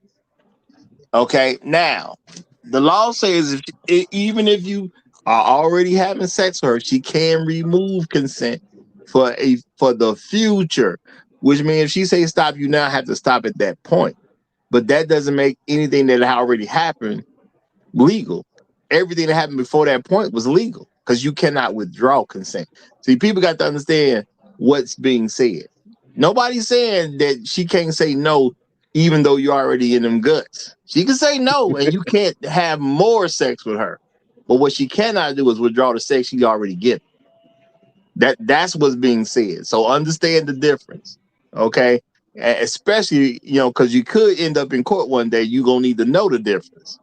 Now, when it comes down to it, false accusations happen to all kinds of men at all kinds of levels. So any one of y'all could end up in court. You better know what you're talking about when you get there. But I'm also saying, as a man, have a backbone. If you are involved in something where somebody else is on trial, or you have the power to make a decision about somebody else's life, and you find out the two people was alone together, automatically just give it to the man's way, because there's no way you can prove beyond a reasonable doubt that he did anything wrong once they was by themselves. You don't have that ability. And admit that you're a man and you're not a god. That is not your ability. You don't have it. So unless she want to have sex on and get recorded, if she want to bust it open and have it recorded, that's fine. See, I don't care nothing about women needing to do that so they can make the claim they want to make and be able to prove it. Well, yeah, we could just start recording all of them. And then people say, well, but what if some guy put it out on the internet? Hey. I can't give you everything. All I can give you is something that'll work. Okay? If you want to claim he did it and he took it from you, the best way for you to prove that is to get it on video. And we'll go to the courtroom and we'll examine how you get down in the bedroom. Y'all brought up something that was really important earlier. I don't know if people kind of noticed it when you brought up the Mike Tyson case. Like a big part of that was like the whole intimidation thing. So it's like kind of like, oh yeah, I consented, but I felt intimidated, so I had to do it. But so it wasn't real consent for real. Like all of this kind of like gray area. Or oh, maybe I might have had a drink earlier. So now like you're in this situation where you have to watch out for your drinks, you have to watch out for her drinks, you have to watch out for like everything under the sun. Well, see, my thing is there is no gray area. If a woman was clearly drunk before she went off with a man, he finna have a bunch of trouble. But if she's not drunk and she go off with a man, she consented. It's that simple at the end of the day. Because legally I can't prove that she didn't consent. And in order for me to, in good conscience, convict somebody, she has to prove her case beyond a reasonable doubt. She does not have that ability once they go off by themselves.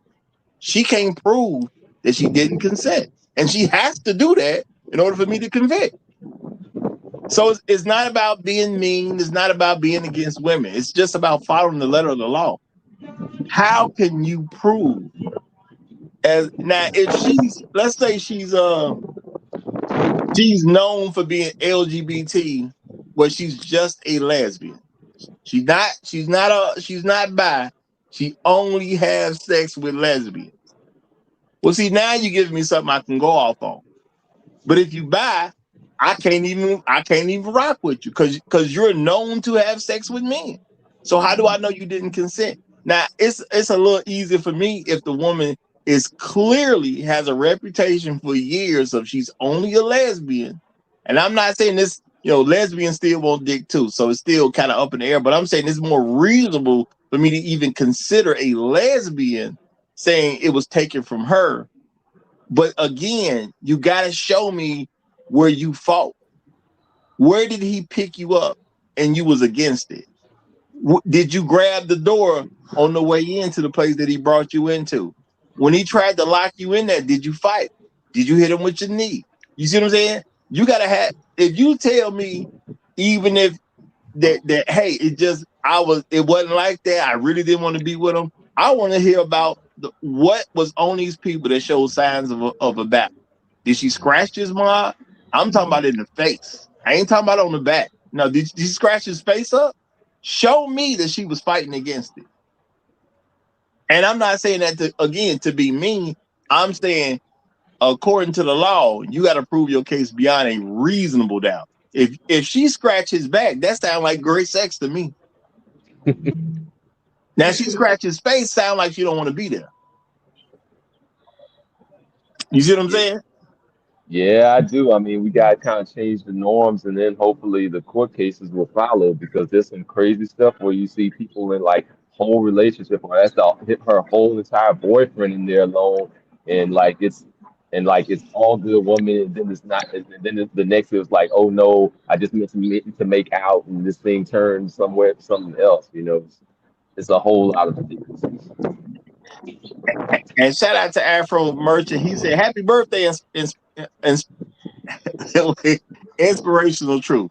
And I meant to say, yeah, happy belated birthday, brother. You know what I'm saying? Because you mentioned your birthday. So happy belated birthday. I meant to say that. Thanks to you both. Thank you, Afro Merchant. Yeah, I'm glad to see you here for another year, my brother. Hopefully you got many more coming. Thanks. Yeah. And shout out to Elder Blood. He said, Roger, don't many business contracts and government employee contracts have an automatic consent clause, yet they act like such rules are exempt from the public? That is BS in itself. What the thing is, as individuals in the public, we need to remember that in order to prove something correctly in a criminal charge, the person who making the accusation has the burden to prove their point beyond a reasonable doubt. The moment two people are alone, you have already given me reasonable doubt when it comes to sex.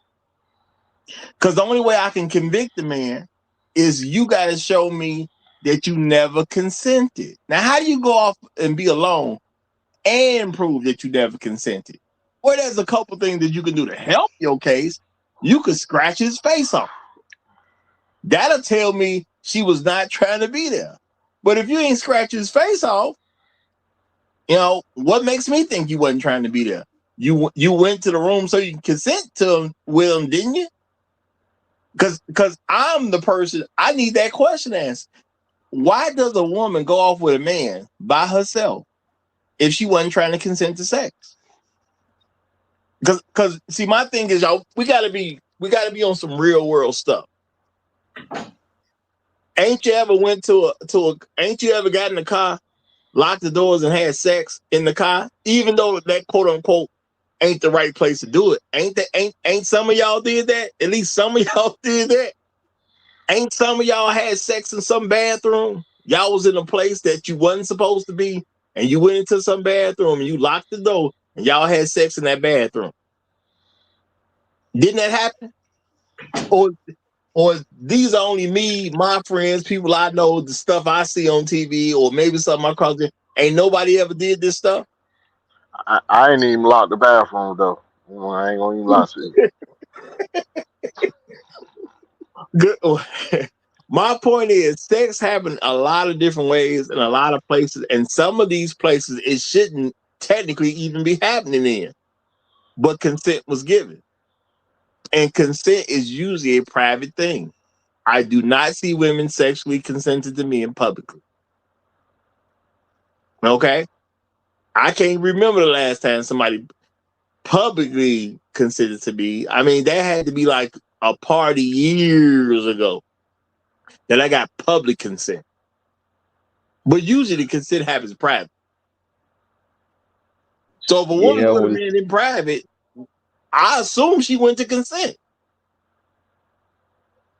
Go ahead, brother. What was you about to say?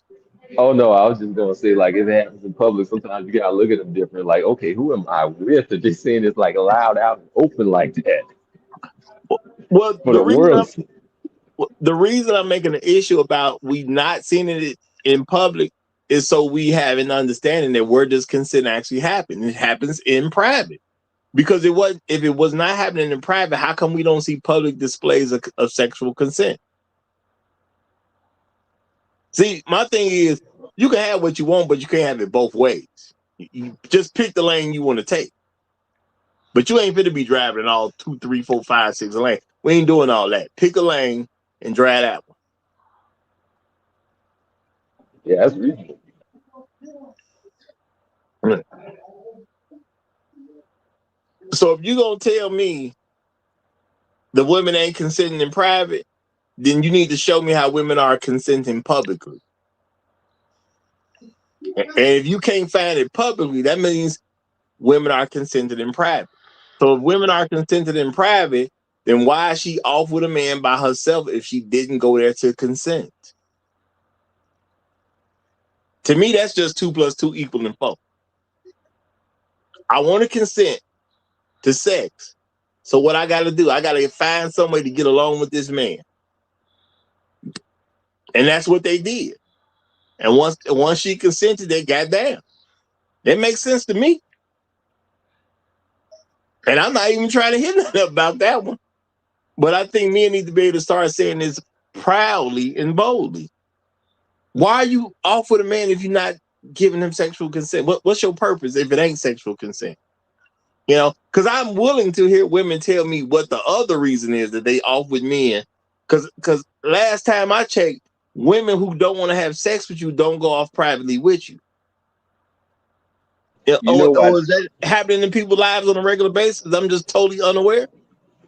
You know why it doesn't get called out is because guys are afraid of women, they're afraid of victim shaming. I mean, getting called, accused of victim shaming. No. From a woman's perspective, when do you see women going off to be alone with guys that she don't want to have sex with? Are women doing this at some large level? Absolutely not. This is a result of blue-haired feminism, bro. This is them wanting to destroy men, and this is just another tool to destroy men in any and all cases. This is why this was implemented. This is the whole, but what's behind the whole U2 thing? We just need another tool to destroy men anytime we say so. That's what this is. No. So I understand where Roger's coming from, and he's saying, as men, we have to stand up in courtrooms. We have to stand up when we're on jury duties and say, "No, that don't make no sense. Not guilty." And you also got to do it in front of your family. You also got to do it in front of your daughters. You got to do it at the family reunions. You got to do it anytime the conversation come up. Why would I convict a man for taking it from a woman and she went off in private so she could consent? And I'm stressing this because why are women going with men in private? Now, I understand some people might say, well, what about the woman who get these guys around them and she put the man into the friend zone? Are they in private together in the friend zone? Because ain't the point of keeping the man in the friend zone is so he can take you to places and pay for it, but y'all just friends? Ain't that the whole point of the friend zone, so she can take advantage of him? So again, where are women going off to be alone with men who don't plan to have sex with these men? Because last time I checked, the friend zone was so you could take her to the store and she can buy something, but use your dollars to buy it. The friend zone was so she can go to that restaurant she want to go to, but you gonna pay for it instead of her. Ain't that what the friend zone for? Yeah, so you can be shopping guys. Okay, so the friend zone ain't to go back to her place. It ain't to go back to her room and be by yourselves. The friend zone ain't for that. So I got to say, where are women going off to be alone with men that they're not trying to have sex with? Where is that happening at? Because if that's not happening, and then women are going alone to be with men, or going to be alone with a man, then why am I supposed to come to a conclusion that she didn't do that so she could consent to sex? Oh, and also, Roger, you forgot one thing. Her pussy was all shaved.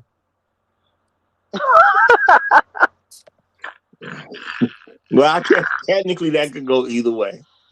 That possibly is just a grooming thing.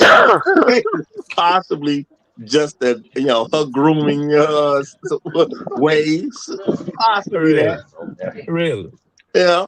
I'm A saying, lot of this I'm is saying, buyer's remorse. no, Like, I'm taking that as a joke because to me this is a very serious subject, and I don't want anybody to mistake a joke to blow up what's being said here, because I'm being very serious with this, y'all, because this is real world to me. When women, I've told young ladies, hey, if you say he took it from you, because I know you, I will believe you, but don't expect me to do anything about it because you was alone with him. Once you went off to be alone with him, you put me in a position where there's nothing I can do. I can't quote unquote defend your honor once you was alone with him. Because even though I may believe you, you put yourself in a position where it can't be proven. I You have see, kind of like that's how real it is to me. I have kind of like the suspicion that a lot of the false accusations revolve around buyer's remorse for a thing that you still have. I mean, like you still have the thing, but you're still trying to get like a refund on the thing that you still actually have, that you actually gave, but you feel some type of way about it because maybe you didn't get the relationship, you didn't get whatever validation, you didn't get whatever it is that you wanted, so then now you feel salty about it. This is the thing. It's almost an unprovable crime when you actually think about it. It's almost an unprovable crime because unless you got it on video, how can you prove somebody actually took it? Now I hear people saying crazy stuff. I mean, you even got this whole thing about a rape kit. What can a rape kit prove? I mean, I understand if a man say I never touched her, you can prove he did touch her. Okay, so now he's a liar. Nowadays, what man gonna say I didn't touch her? He just gonna say, no, I touched her, but she consented. So what can a rape kit prove? Think about that. Yeah, we let some of the dumbest stuff go right past without questioning. Yeah, I mean, it definitely cannot prove rape. It can only prove that initially that some form of penetrative sex has occurred. And I guess depending on the turnaround time of the DNA test, it can prove, and presuming no condom use, it can prove that a particular man's semen was in a particular woman's vagina, but it certainly cannot prove guilt of rape. And and they've even acknowledged that even in the instances in which there is vaginal trauma, even vaginal trauma is not proof of rape because very often there's vaginal trauma during consensual sex. Just it could be something, the guy could be especially big, for example, or the woman could have had some issue with dryness or whatever. So, there may be some abrasion that could cause some irritation or whatever that could cause some vaginal trauma. So even if there's trauma, I mean, I would say unless the trauma is particularly egregious, and obviously was of a nature that appeared to be, and obviously if objects were used or whatever, that might put you more in the range of some reasonable person standard with respect to whether or not some crime occurred. But there's probably very few cases where a rape kit will definitively prove that an actual sex crime did occur. It can prove that some form of, of, of sex occurred or vaginal activity occurred. I mean, even sex, I guess we debate what actual sex is. It could prove some vaginal activity occurred, and it could prove potentially whether or not a particular male was involved based on some results of some DNA testing. All right. Now I'm gonna say shout out to Elder Blood. He said dildos are false idolation of men, and hence therefore should be illegal. Just how stupid is this white man? And he says, yes, I absolutely am saying dildos should be contraband. Now, Elder Blood, I'm gonna have to disagree with you. Now I understand it from a spiritual point, but from a legal point, you would take Americans' rights from them to do stuff that they can do to themselves.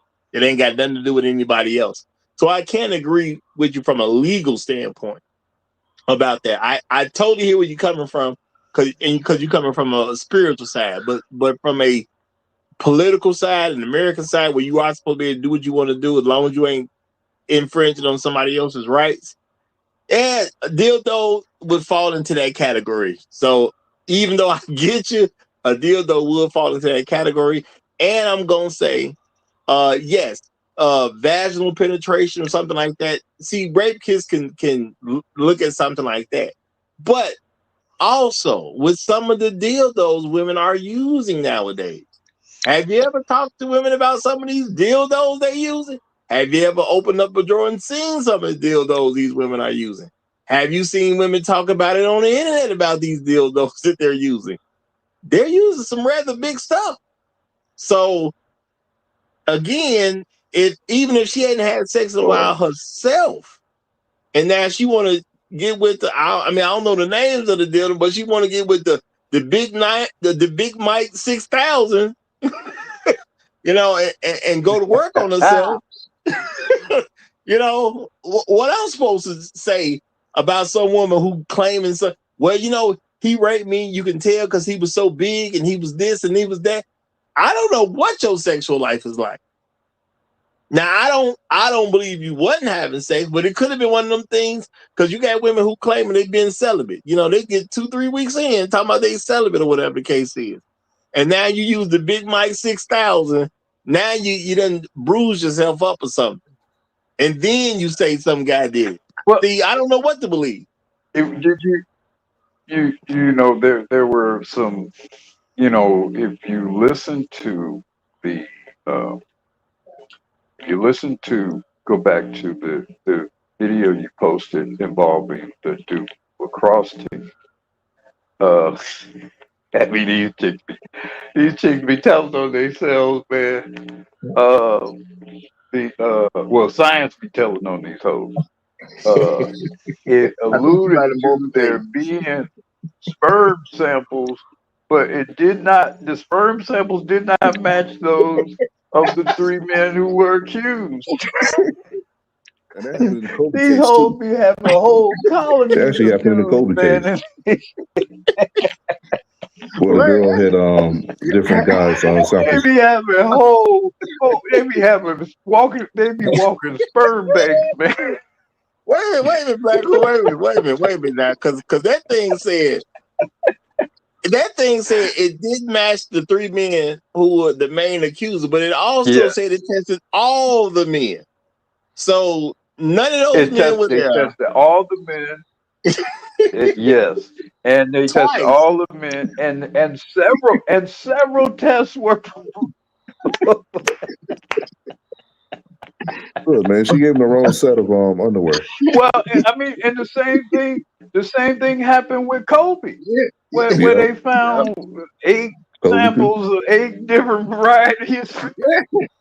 Slay, So you put together the that, pattern here. that's determined. Come She out here on, man. sexually. Yeah, she definitely out here sexually, but it wasn't none of these men. Okay. Right. She definitely out here in the Right. wild, y'all. It just wasn't these men that she in the wild with. That's all. But it's definitely some men that's been here very recently. Very. Yeah, you really wildcatting out here, man. Literally wildcatting out here. See, now You I'm got like, at least a half a dozen or more varieties of swimmers, in your personal business, man. Gee. we need to find out how long can you easily spot the DNA of another man. How long does that happen? Because Man. if they There's can gotta be like even a half test life and measurement or it's something on there. oh shout out to Elder Blood, man. Let me chill for a second. Shout out to Elder Blood. He said, all I have ever seen is white men help black women do this and do this. But wait, hold on. All I've ever seen is white men help black women do is violate and break God's commandments. I challenge anyone to prove otherwise at any time or anywhere on the planet. Well, I mean, Elder Blood, you gotta look at what white people's white gods. Okay, you got the whole Greek mythology, man. Look at them gods, man. Zeus was doing everybody, man. Zeus was doing the whole bestiality thing, turning into freaking He other was animals doing and stuff. everybody. He was changing into stuff and doing stuff, man. Man, These are y'all people got they work. y'all got Zeus saying, man, what I got to do with this? Golly, man. Well, I'm just saying, if you think about some of the people white people worship, I mean, come on. Everyone. Like Gary Oldman said famously said in The Professional, when he said, "Bring me everyone," and the guy said, "Everyone," and he said, "Everyone." I recently saw that clip. That was fantastic. Well, I'm just He was saying, doing Elder Bruce said, "Bring everyone." Yeah. Elder Blood, I respect where you come from. I'm just saying you got to look at some of the people they worship, man. So ain't no telling what they gonna do at any given time. There ain't no telling. Cause the people they worship sound like, if you made them humans, they sound like crazy people. Real talk. Nobody would listen to those people if you made them regular humans. I mean, and you have to think about the what is the mentality of the people who would make those beings their gods. That's what you're dealing with. That's what you're dealing with.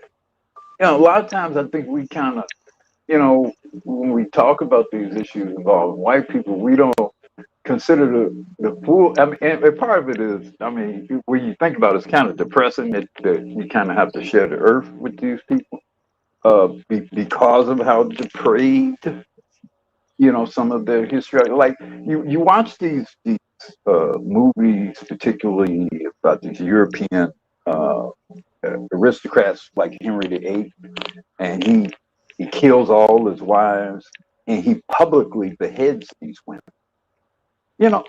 What group of human beings and all just so he can get the next woman?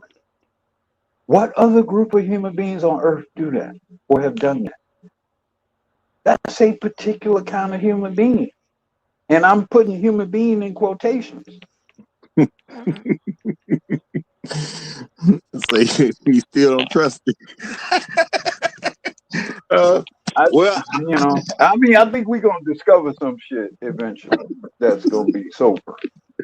It's gonna be, a they live kind of scenario. It's gonna be the year 20. It's gonna be the year 2251. The technology gonna be so advanced. Well, suddenly we're gonna put some glasses on and like, God damn. This is what we've been walking around with. The whole time. The whole time. And the guy, It's gonna make everything clear, though. It's gonna make everything clear. yeah, Don't eat off that dinner table. Don't eat off it. yeah. And the guy that was calling crazy, gonna be like, I told y'all, I told you. Cause remember, these folks can't even hardly walk around in the sun. What group of natural human beings can't walk around in the sun? Now, Some I'm vampire gonna say though, day walkers. oh, we lost you, brother. We lost you. We ain't hear that. We ain't hear that. Now, They call them vampire. You know, I mean,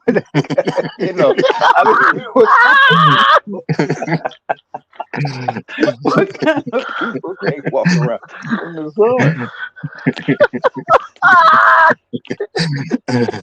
all right, but I'm gonna stop. I need to stop. I'm gonna say, let me bring it back to the subject. Let me bring it back to the subject. I can almost hear him though. 2251. Just like Afro Merchant said. I told y'all, but y'all said I'm crazy. But let me get it together. Now I'm gonna say, y'all. Now, why is this crime on the books? Okay, why is this crime on the books? I'm not saying it's a bad crime to have on the books, but I am gonna say, y'all, what was really the purpose of having this crime on the books other than to convict black men of crimes? Because it ain't like a bunch of white men are getting convicted of this. Now, I understand, even from white cultural perspectives, a lot of this stuff is just cool with them. Okay, you go back into ancient times, you find out having sex with children was something white folks been doing. Having sex with same-sex people and stuff, white folks been doing. None of this stuff is new to them. And, so if they were already into this stuff, why put these laws on the books?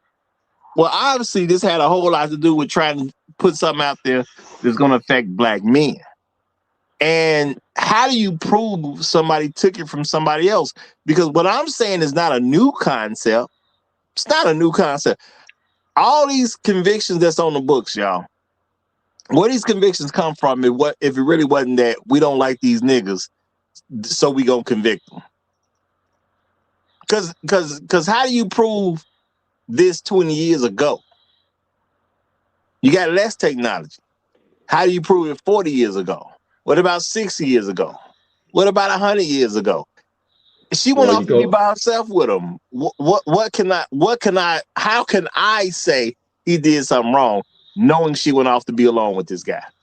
Well, on top of that, like if you go far enough back, then you predate the public defender. Like you might not have even had like necessarily a good attorney or an attorney at all to really, plead your case for you. Well, I am saying a lot of this stuff did come from issues between black men and white men. I totally understand that because black men have been convicted of rape for women they never even met. You see what I'm saying? So, but I understand that was a racial thing. So I'm saying outside of it being a racial thing, how does anybody get convicted of this crime? How can you convict me if I'm by myself? It's just me and her. I've been telling y'all for weeks. The conqueror's number one rule is because I said so. That's their number one rule. This is how all our laws, all the constitutions came into being. The conquerors also, they realize if we can use the women to control, and we can use the women to control and destroy the men, and we can use their most basic nature against them, and that is their sexuality. Yes. And in fact, the more sexually aggressive and virile and manly and masculine it is, the greater this weapon is, because those men are the ones who are more likely to be sexually active. The more virile, particularly the strapping Tyrone. Tyrone is the one that's more likely to be between some woman's legs. So if we use this method, we can easily take Tyrone right out of the box with these hoes. Say, And we know Tyrone gonna be smashing. We know Tyrone gonna be smashing so many hoes that at some point, a couple of them gonna get mad at him, and they gonna get together and accuse him of raping. And we've set up a system where they can say anything. All they have to do is if you've been out here, let me tell you, any of us can get taken out. If you've been out here and you got two ex-girlfriends that are mad at you, you are fucked, cuz. that's super real. Because That's all they super have to real. do is get together and say he did this and coordinate their stories together, like what they did with Deshaun Watson. And you gone. Yep. You gone. Absolutely. Absolutely. But I'd be curious to find out, and I'm gonna have to look this up, when the sexual laws kind of hit the books for the United States. I'd be willing to put good money on it was within 50 years of slavery ending, because them folks was looking like, I just had that nigga on my compound, and now he out here in the wild with my women. No, we got to do something about this here. We got to do something about this here. And that makes a whole lot of sense. That makes a whole lot of sense, y'all. Well, I gotta turn the floor. Oh, say it again. So you walking around here a little too free, bro. Yeah, exactly. Exactly. But y'all, I gotta make some room because I got a guest that then came up, y'all. Roger's favorite guest has the floor. Okay, y'all. He in the solo layout. You know what I'm saying? Roger's favorite guest. Hey, you might say, hey, how does he know if he Roger's favorite guest? Hey, I like his boldness. That's what I'm gonna tell you right now. I like his boldness. And I'm gonna say shout out real quick to Landon. He say I'm whitey and I say so.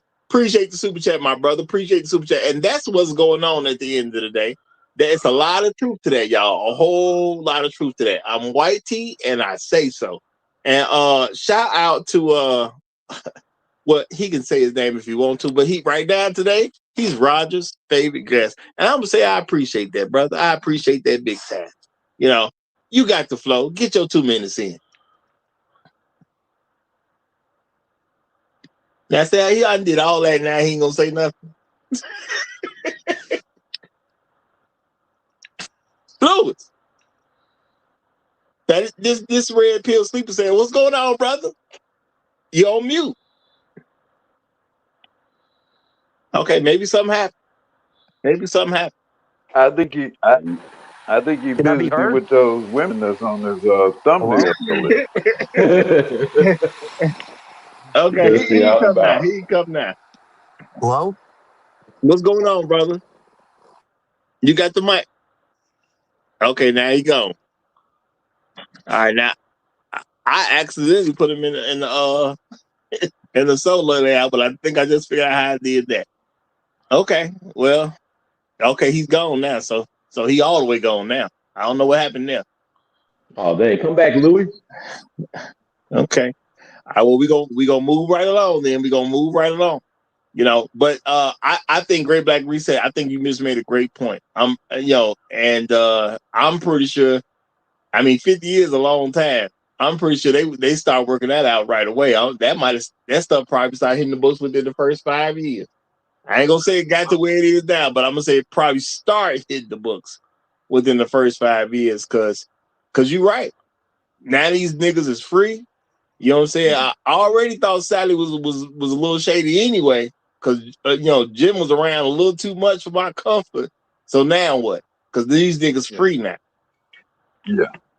Well, and one of the reasons why I believe they imposed all those laws like right after slavery involving vagrancy and all these things that basically, if you weren't slaving away from them on the railroad or field or early factory or whatever, if you weren't slaving away from them, they set up a system in which you can be arrested. And I think one of the reasons, the multi-layered, the evil is often multi-layered. And I think one of the reasons behind why they did that was they didn't want no loose 8, 9, 10 itchers out there. Yes. They don't, I mean, yeah, you got these white girls frolicking around in these sundresses and all that kind of stuff. We and this shit is dangerous. Yeah. This shit can get out of And hand real sometimes it quick. would be the cop. We gotta take them guns. We gotta take them guns off the field, man. Yeah. And if we not gonna hire them, they ain't got nothing better to do. Mm-hmm. Yeah. See? Yeah. A compound situation. But y'all, he's back. Roger's favorite guest, Red Pill Sleeper Sanders, in the building. You got the flow, my brother. My bad, Roger. I had to pull out my second iPhone. I don't know what's wrong with my other iPhone. Every time when I go on Originator. StreamYard, like the Hey connect. man, y'all slow down. Let him do what he want to do. He Roger's favorite guest. He said that. So, ain't none of y'all come up with it. So go ahead, Roger's favorite guest. Well, this title here it hits me very personal because I was a victim of false allegations in 2012, and it cost me close to $70,000 just to clear my name. And even when the person that accused me was caught lying and I wanted to press charges, my lawyer told me it's totally worthless because even though she lied, that nobody would convict her because people that actually this happens to, it has the potential to cause them not getting justice.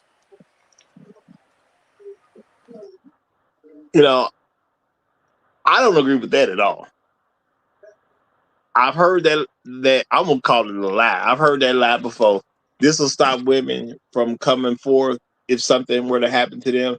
If we start prosecuting women who lied about it, how those two things even connect? So you mean to tell me I'm a woman and something bad like this happened to me and I'm not gonna report it because some other woman lied about it? That don't even make sense. It don't make no nigga sense at all. This is what my lawyer told me. Now It would be futile. I 100% believe that Well, because again, if your objective is to control men, you remove all possibility of them to be able to defend themselves and to get recompense for their mistreatment. And here's the thing: the legal profession is a club. You can have an attorney, and that attorney might defend you very well in some respect, but they will not compromise what they believe is the integrity of the overall system itself. These people all went to school together. They're all in the bar association together. They're all in fraternities and sororities together. And so what that attorney did was he said, "Look, I got you all. You safe now, but I'm not going. I'm not going to challenge this infrastructure." That's what that attorney was saying to you. And you have to be very wealthy and very brave and be able to pay attorney enough so that he would then be willing to take on that challenge, because that's probably like a six-figure case in terms of the cost. You're gonna be, they're gonna continue it, and it's gonna be all kinds of bullshit, before there's ever even actually a trial, which is why your attorney is inclined to tell you not to do it. So, And I had to pull again, out it's my a broader, it's 401k. a systemic issue. Yeah. Well, and that's part of the deal is That's why I said earlier, the purpose of it is to control, loot, extort, and then when necessary, destroy a man. Those are the four things: control you, extort you, loot you, and then when necessary, destroy you. And if you I'm look at how the system works, it does all. It always does all of those. And they're going to find whatever money you have, whatever resources you have, and we're gonna loot we're gonna loot your 401k or your stock or investment portfolio, or yeah, we're we gonna don't have want you you to retire borrowing from your mama's equity in your mama's home. Yeah, we're gonna have to do all that. University of Michigan, anybody? Yeah. And you Yeah. think you about to retire comfortably out here with a nice 401k? No, we need some of that. We gonna need some of that. You lucky we can't get you to get rid of the whole thing. So yeah, I understand that is part of the game, which is They why said to you, what they said to you, bro, is nigga, just be happy you didn't get locked up. That's what the system said to you. absolutely. Absolutely. And that's why I'm doing a show about this, even though I know for some people they'd be like, this is an uncomfortable show, or you shouldn't be saying this. No, we got to say this stuff because at the end of the day, now I didn't even know about it myself, but if you watch the video, the gentleman who put the video together talking about the young lady who with the lacrosse team. See, I remember the lacrosse story. I covered the lacrosse story years ago on one of my previous channels. Now, what I didn't know is that later on she went and killed the nigga. Cause that's what happened, y'all. Y'all gotta understand how they look at us. The white men who got accused got paid. Then she was able to just be out here, be free. Then she killed a black man, and then she just killed this dude. And then they act like there's no cost to not allow women to just get away with anything they want to get away with. Now, I'm gonna say, as far as the structure is concerned, they happy because it's a dead nigga on at the end of the story. Okay. Yeah, she had to do 17 years. Now, did she do the whole 17? Probably not. You know what I'm saying? They got programs and she can quote unquote get out for good behavior or whatever. I don't know what her story is because I don't know her as a person. But there's some things that are there that don't make a whole lot of sense either. Okay. Because I think he said she was already like a single mother. So her life is probably trash anyway. And don't say I'm wrong when she out here already stripping and killing niggas. Okay. I got a question, Roger, because I didn't watch your video that you put up for Brian Banks. Did your story cover the end result of the Brian Banks investigation? Well, I mean, technically it was the end of it because it was dealing with the fact that he was able to because you got to remember everything that happened with Brian Banks was after the fact. This is after he served time.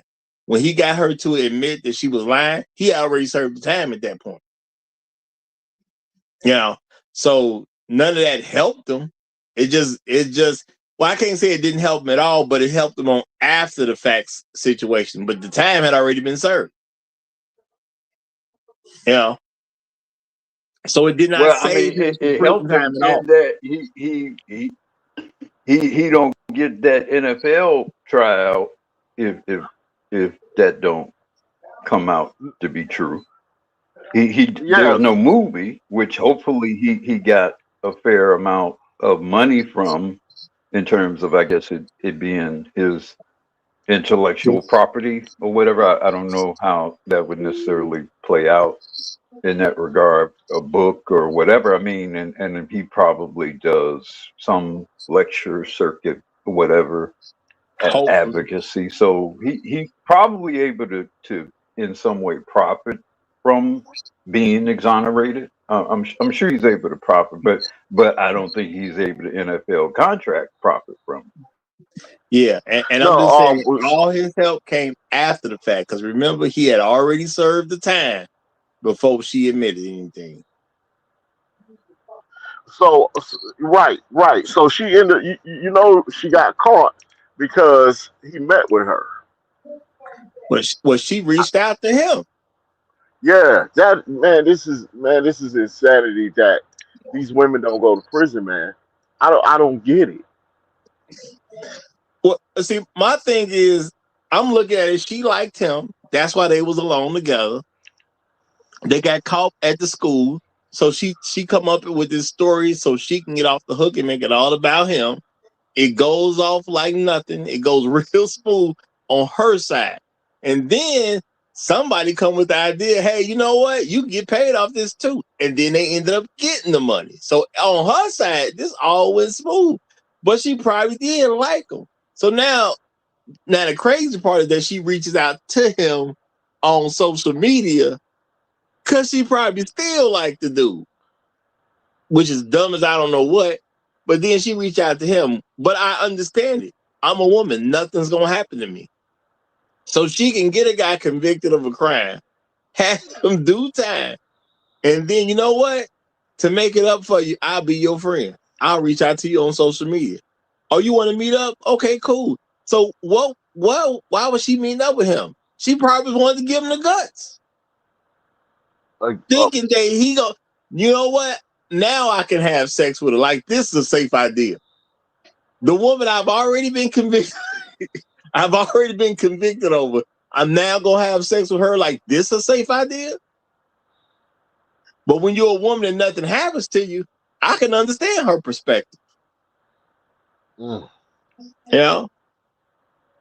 And then, you know, the other woman, just as these two examples are concerned, the fact that she got drunk enough to end up needing to go to a hospital because didn't nobody know what to do with her. So I guess putting you in the hospital when you're drunk so you don't quote unquote die from alcohol poisoning or something like that. I guess that was the best move. Because I don't know what you would do with a woman like who that messed up. Because you don't want to be around her when she come around. Because the other stripper didn't know her. The cops got to do something with her. Yeah, we gonna put her in the hospital. That made sense to me. Because we don't want to be bothered with her neither. And just because you woke up at a hospital, you gonna make up this whole story about how the lacrosse team had their way with you? This is crazy. And then, since nothing happens to you after it's proven that you was a bold-faced liar and you still got to kill a black man. You got the white men rich, supposedly, because we don't know what the amount was. But you got the white men paid and you killed the nigga. Now, ain't that about something?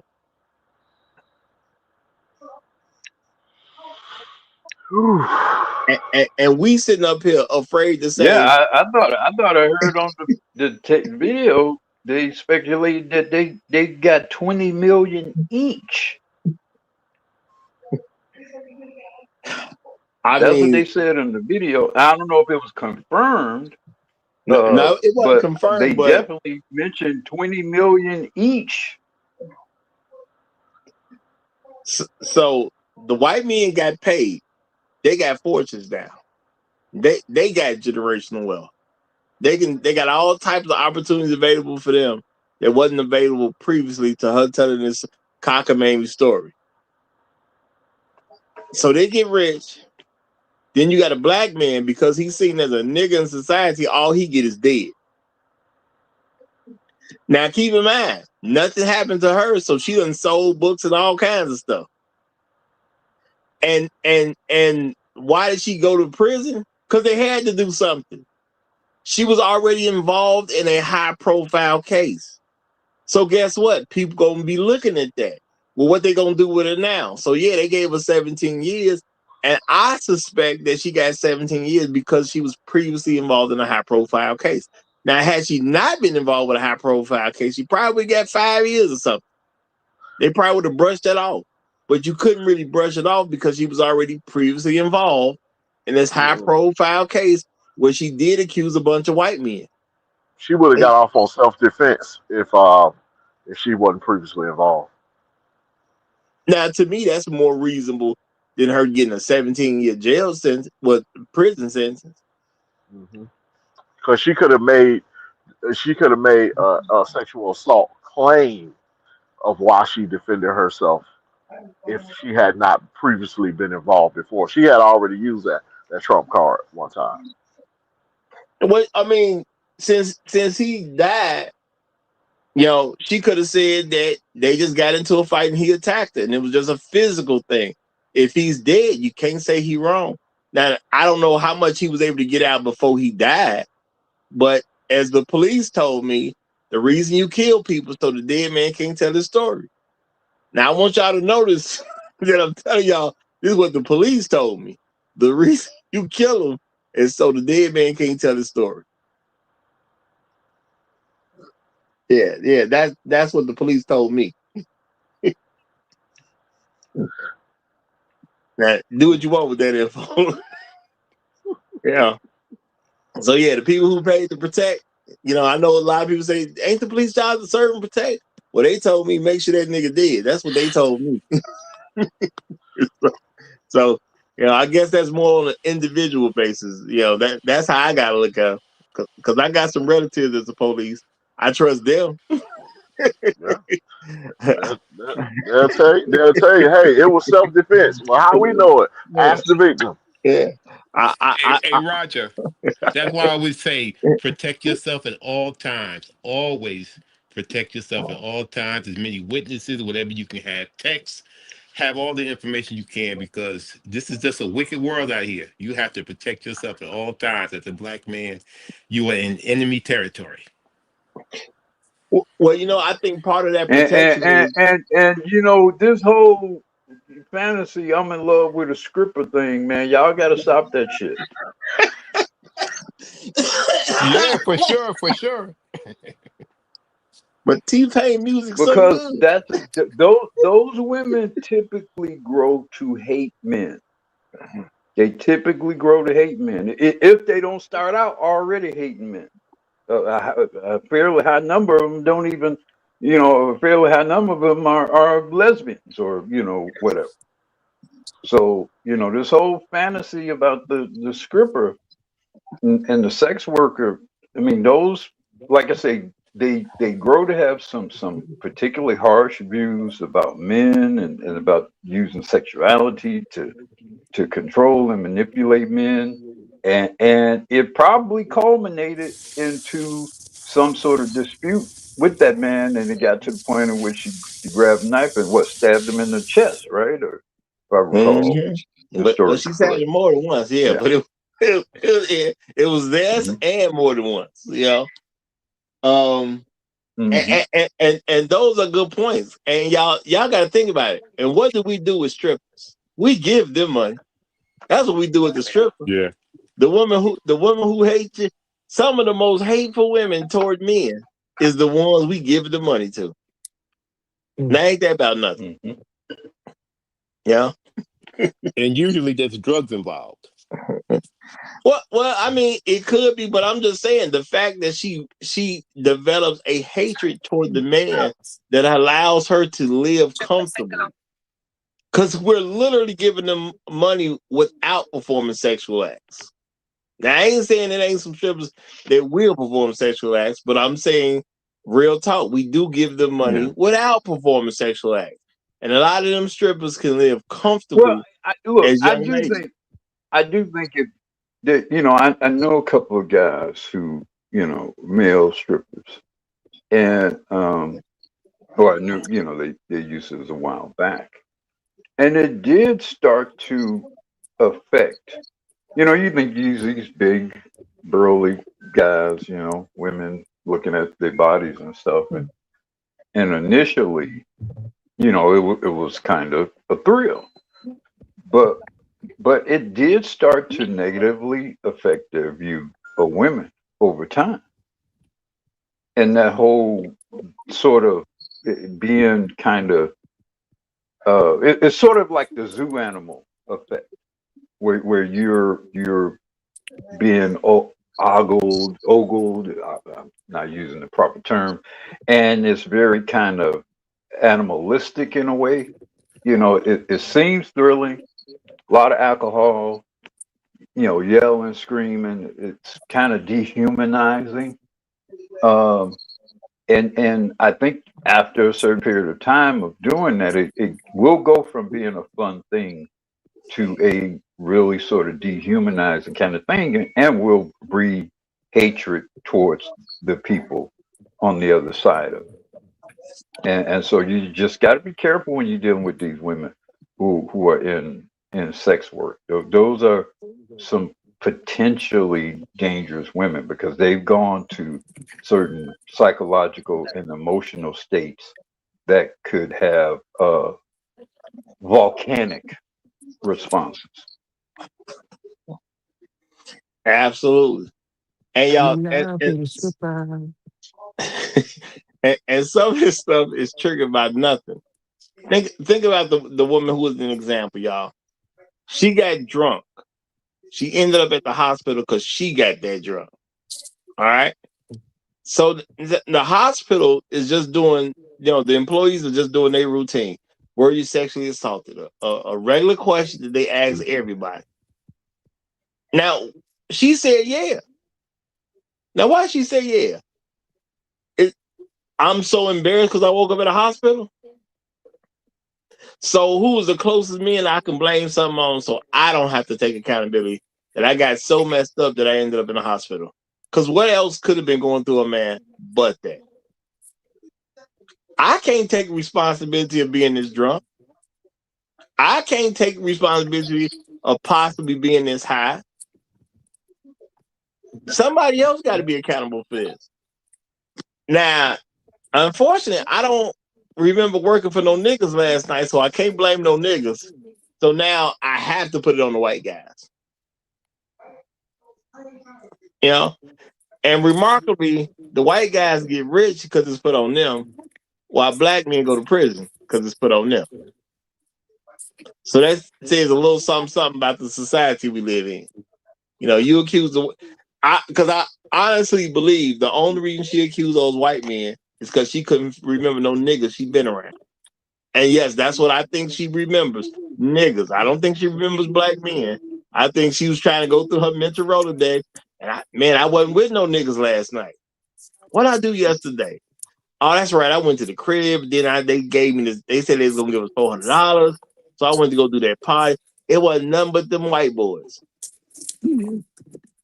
I ain't got no nigga to blame this on. So yeah, the white boys did.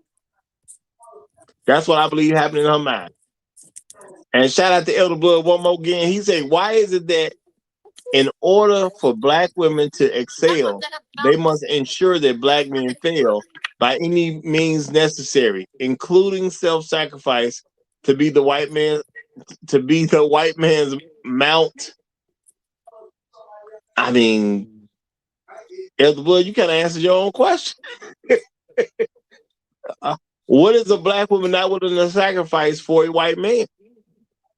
I don't know the answer to that question. Because you got black women out here giving up their religion to mentally be okay with trying to be with these white men. It's black women out here becoming witches and whatnot. They was Christians based on what their mamas and their daddies told them. Then it was like just what their mamas told them. And then the mama didn't tell them nothing, and they becoming witches out here. All to please white men. So I don't know what they won't do. And that's real talk. I just don't get what they won't do. Anybody else want to comment on that? Because I don't know what a black woman won't do when a white man involved. And I'm not saying the white man got to be there. As long as she has the idea that I can get a white man, she willing to do just about anything. Hey Roger, they got some black girls eating dog food and singing a song. Had her white man on top of her. She's just eating dog food and just loving it.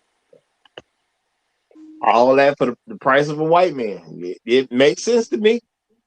From what I see, it makes sense to me. Now, is it sad? Yeah, it is. My thing is they grown though. So I don't know what to tell you. These are adult people. They doing what they want to do. If you live in America, I accept that you have the right to do what you want to do, as long as you're not infringing upon my rights. So, as sad as it is, that's just who they are. And I think the quicker we accept it, the better off we'll be. But you got to think about this, y'all. That black woman literally woke up in a hospital and just decided somebody else got to go down. Nothing was wrong, y'all. They did not tell her she was under arrest. At least not that we know of. I don't know if she was trying to get out of a hospital bill or what. But y'all really think about that. Why does she have to go with somebody sexually assaulted me? Well, look, I'm not going to defend her, but again, this is where how the system has been set up since over the last 60 years. A lot of female advocacy, trafficking, all this. A woman who is obviously in sex work comes to a hospital, highly inebriated to the point of unconsciousness, right? It's a high possibility that some hospital officials, feminist-based social programs, anti-trafficking kind of folks approached her, and that story probably formed from there. And this is in a political environment in the South. Black woman performing sex work for white men of a well-known and prestigious university, Duke University. So I don't think it was just her. I think it very likely she was as much a pawn in what happened as she was an actual aggressor in what happened. I think she got there, they looked at her, the story came out, she was scripting on Duke, and these white boys did this terrible thing to you, and somebody we saw how the DA handled it. The DA was basically going to use the trial to get reelected. So obviously it was a political environment that was ripe for her to do what she did. So I'm not disagreeing with what you're saying, because I honestly don't know what happened, but I know enough about how the system works in feminist America that she could have just as much been a pawn, at least in what initially happened, as she was the actual aggressor. And I'm gonna say, Blackwell, you make a very huge point, because a lot of times the time frame which someone goes down in is gonna have a real impact. And clearly this was election time. And that's all people cared about. Well, like Cosby ended up doing time because the guy was using him to get reelected or to get elected. It wasn't because of what he did. It was because a new DA came in or whatever, and it was all political. So a lot of these things that happen aren't just about whether or not a crime occurred. Like you said, it's about when occurred, when it allegedly occurred, who's involved, who's in office, who's trying to get in office. And unfortunately, that's how some of these things, go down. And we steady voting for people talking about, I'm gonna be hard on crime. People love saying that too. Yeah. Get me in. I'm hard on crime. No, I'm gonna be hard on crime that I can put on these niggas. That's the part they leave out, that part at the end. They say we gonna be hard on crime, and then they put in parentheses they say we're gonna be hard on crime, but then they put in parentheses to follow that we can put on these niggas. Right. In the parentheses. When it comes to these niggas, yeah. Now, when our guys doing crime, no, we're not trying to embezzlements and tax frauds and insider trading. We're not trying to go after those folks. What are you talking about? No, we're trying to get these niggers.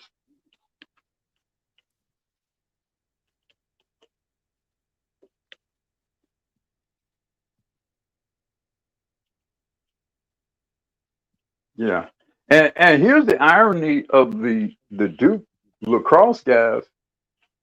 That guy's probably already rich. They had fucking Duke. They on the lacrosse team.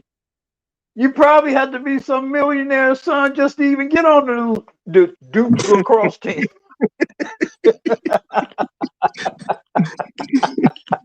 So they probably was already rich to begin. Right, yeah. So it's just more money, more money, more money. You know? Yeah. And because, like I said, the tape said the video said they got 20 million each. These guys didn't even do any time. They got 20 million each. Those are rich folks. Yeah. Those are the kind of deals that rich folks get. Yeah. You ain't got, that's what I was thinking. You ain't got to worry about the agreement to get 20 million. You straight. Yeah. Yeah. Yeah, What is those the are the group kind gonna of do deals for that you? rich folks get. Mm-hmm. Absolutely. Yeah, but I'm finna get ready to bring it to a close. We less than 5 minutes away from the 3 hour mark. Anyway, plus I started a little late today. My apologies for that. But I thought this was a subject that needed to be touched again, because we touched this before on the previous channel. But my thing is, just because you can take down the channel don't mean you can truly get rid of the content, because I'm me, and I'm gonna do it again. Except I'm gonna do it better the next time. So that's how they. That's the price you got to pay. If I got to redo it, I'm gonna just do it better. Real talk. So, anybody want to get some last words in before we go? Blackwood, you just spoke, so I'm assuming you good for the moment. Or go ahead. Well, I see you on one mute. more Go thing. ahead. No, I just want to repeat one thing that I initially said, and that is, I mean, again, maybe it's a good idea to establish some sort of registry or some sort of reporting system of false accusers, and that's all I have to say. As always, thanks for having me. Yeah, I appreciate you being here. Okay, well, y'all two are still here. Red Pill Sleepers, anything you want to say before we get out of here? Okay, he just dabbed out. So I'm going to take that as a no. Tell Runner, any last words you want to say before we get out of here?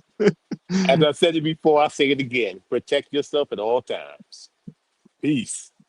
All right, hey, and that's good advice. And y'all, I'm going to say, stop playing so much defense. Play some offense. Establish if she goes into a room with a man by herself, she put me in a position where I cannot reasonably come to a conclusion that she did not give consent. The fact that she went privately off with him implies that she did it to give him consent, because consent is not something that's usually a public thing. Consent is usually given in private. And I'm telling y'all this because if you say this stuff, women gonna come at y'all about how can you say this and how can you say that. You keep in mind, consent is usually given in private.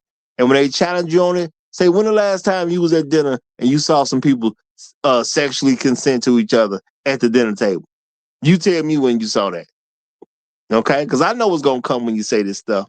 And that's why I'm trying to already have your arm. So, y'all, it's been good. It's been great.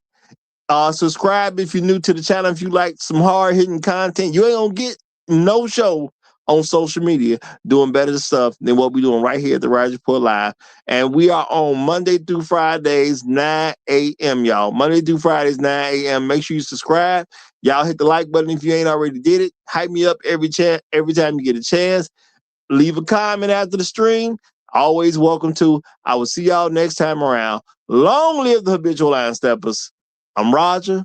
I'm right. And I'm out.